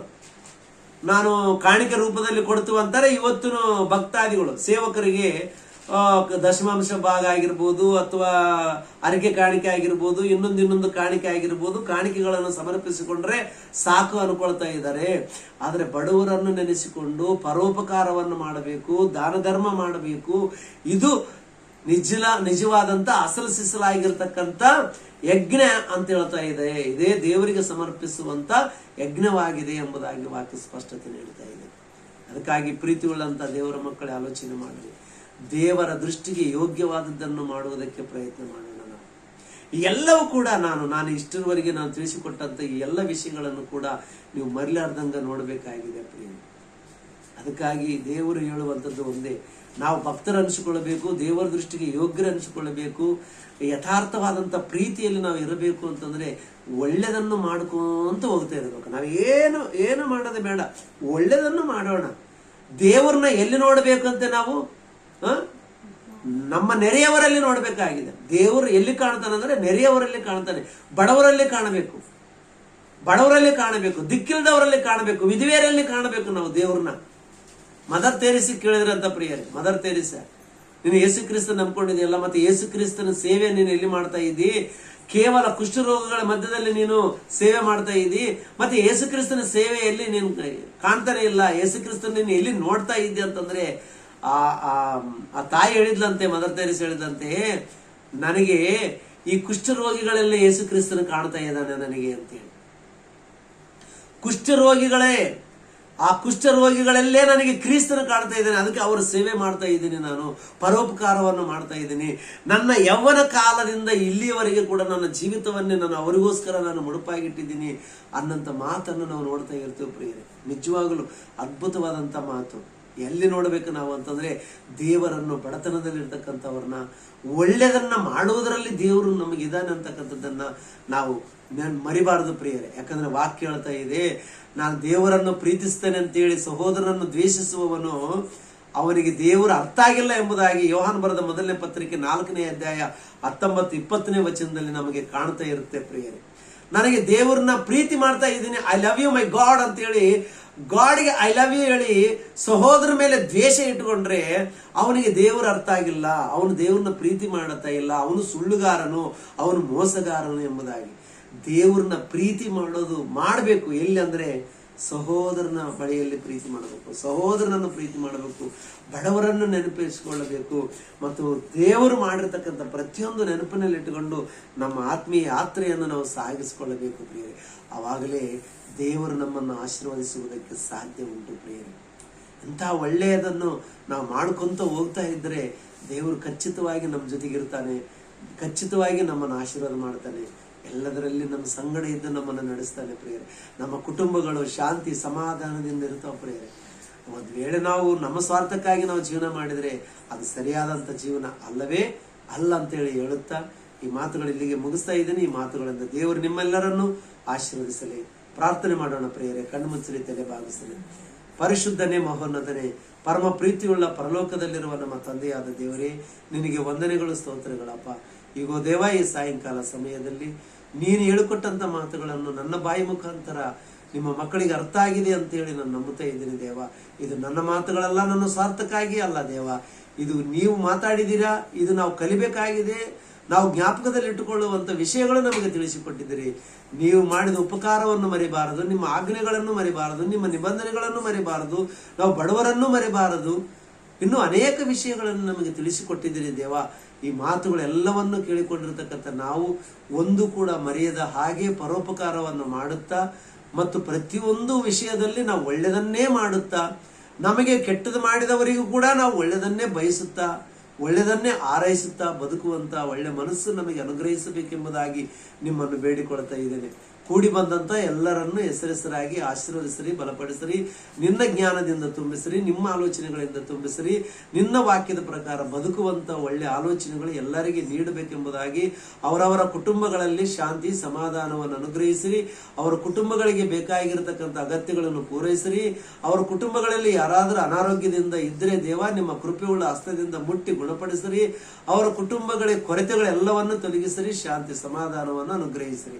ನಿನ್ನ ಚಿತ್ತದಂತೆ ಎಲ್ಲರೂ ಬದುಕಲಿಕ್ಕೆ ಸಹಾಯ ಮಾಡಬೇಕೆಂಬುದಾಗಿ ನಿಮ್ಮನ್ನು ಬೇಡಿಕೊಳ್ತಾ ಇದ್ದೇನೆ ದೇವ. ಮತ್ತು ನಿನ್ನ ಮಗನ ದಾವೀದನಿಗೆ ಜ್ವರ ಬಂದಿದೆ ಎಂಬುದಾಗಿ ಹೇಳ್ತಾ ಇದ್ದಾರೆ ದೇವ. ಆ ಮಗನನ್ನು ಜ್ಞಾಪಕ ಮಾಡಿಕೊಂಡು ಆ ಮಗನನ್ನು ನಿನ್ನ ಕೃಪೆಯುಳ್ಳ ಹಸ್ತದಿಂದ ಮುಟ್ಟಿ ಗುಣಪಡಿಸಬೇಕೆಂಬುದಾಗಿ ಹೇಳ್ತಾ ಇದ್ದೀನಿ. ಅದೇ ರೀತಿಯಾಗಿ ಯಶೋದಾಗೂ ಕೂಡ ಜ್ವರ ಮತ್ತು ಕೈಕಾಲು ನೋವಿನಿಂದ ನರಳುತ್ತಾ ಇದ್ದಾಳೆ. ಆ ಮಗಳನ್ನು ಕೂಡ ನೀವು ಆಶೀರ್ವದಿಸಿರಿ, ಬಲಪಡಿಸಿರಿ, ನಿನ್ನ ಜ್ಞಾನದಿಂದ ತುಂಬಿಸಿರಿ. ಸಂಪೂರ್ಣ ಆರೋಗ್ಯವನ್ನು ಪಡ್ಕೊಂಡು ಆರೋಗ್ಯಕರವಾದ ದೇಹದಿಂದ ನಿನ್ನನ್ನು ಮಹಿಮೆಪಡಿಸುವುದಕ್ಕೆ ಸಹಾಯ ಮಾಡ್ತಾರೆ ಎಂಬುದಾಗಿ ನಂಬುತ್ತಾ ಸಮಸ್ತವು ನಿನ್ನ ಪದ್ಮಪಾದಕ್ಕೆ ಒಪ್ಪಿಸಿಕೊಡುತ್ತಾ ಈ ಚಿಕ್ಕ ಪ್ರಾರ್ಥನೆ ನಿಮ್ಮ ಮುದ್ದು ಮಗನು ನಮ್ಮ ರಕ್ಷಕನಾದಂತ ಯೇಸು ಕ್ರಿಸ್ತನ ಪರಿಶುದ್ಧವಾದ ನಾಮದಲ್ಲಿ ಬೇಡಿ ಹೊಂದಿದ್ದೇವಪ್ಪ ತಂದೆ, ಆಮೇನ್.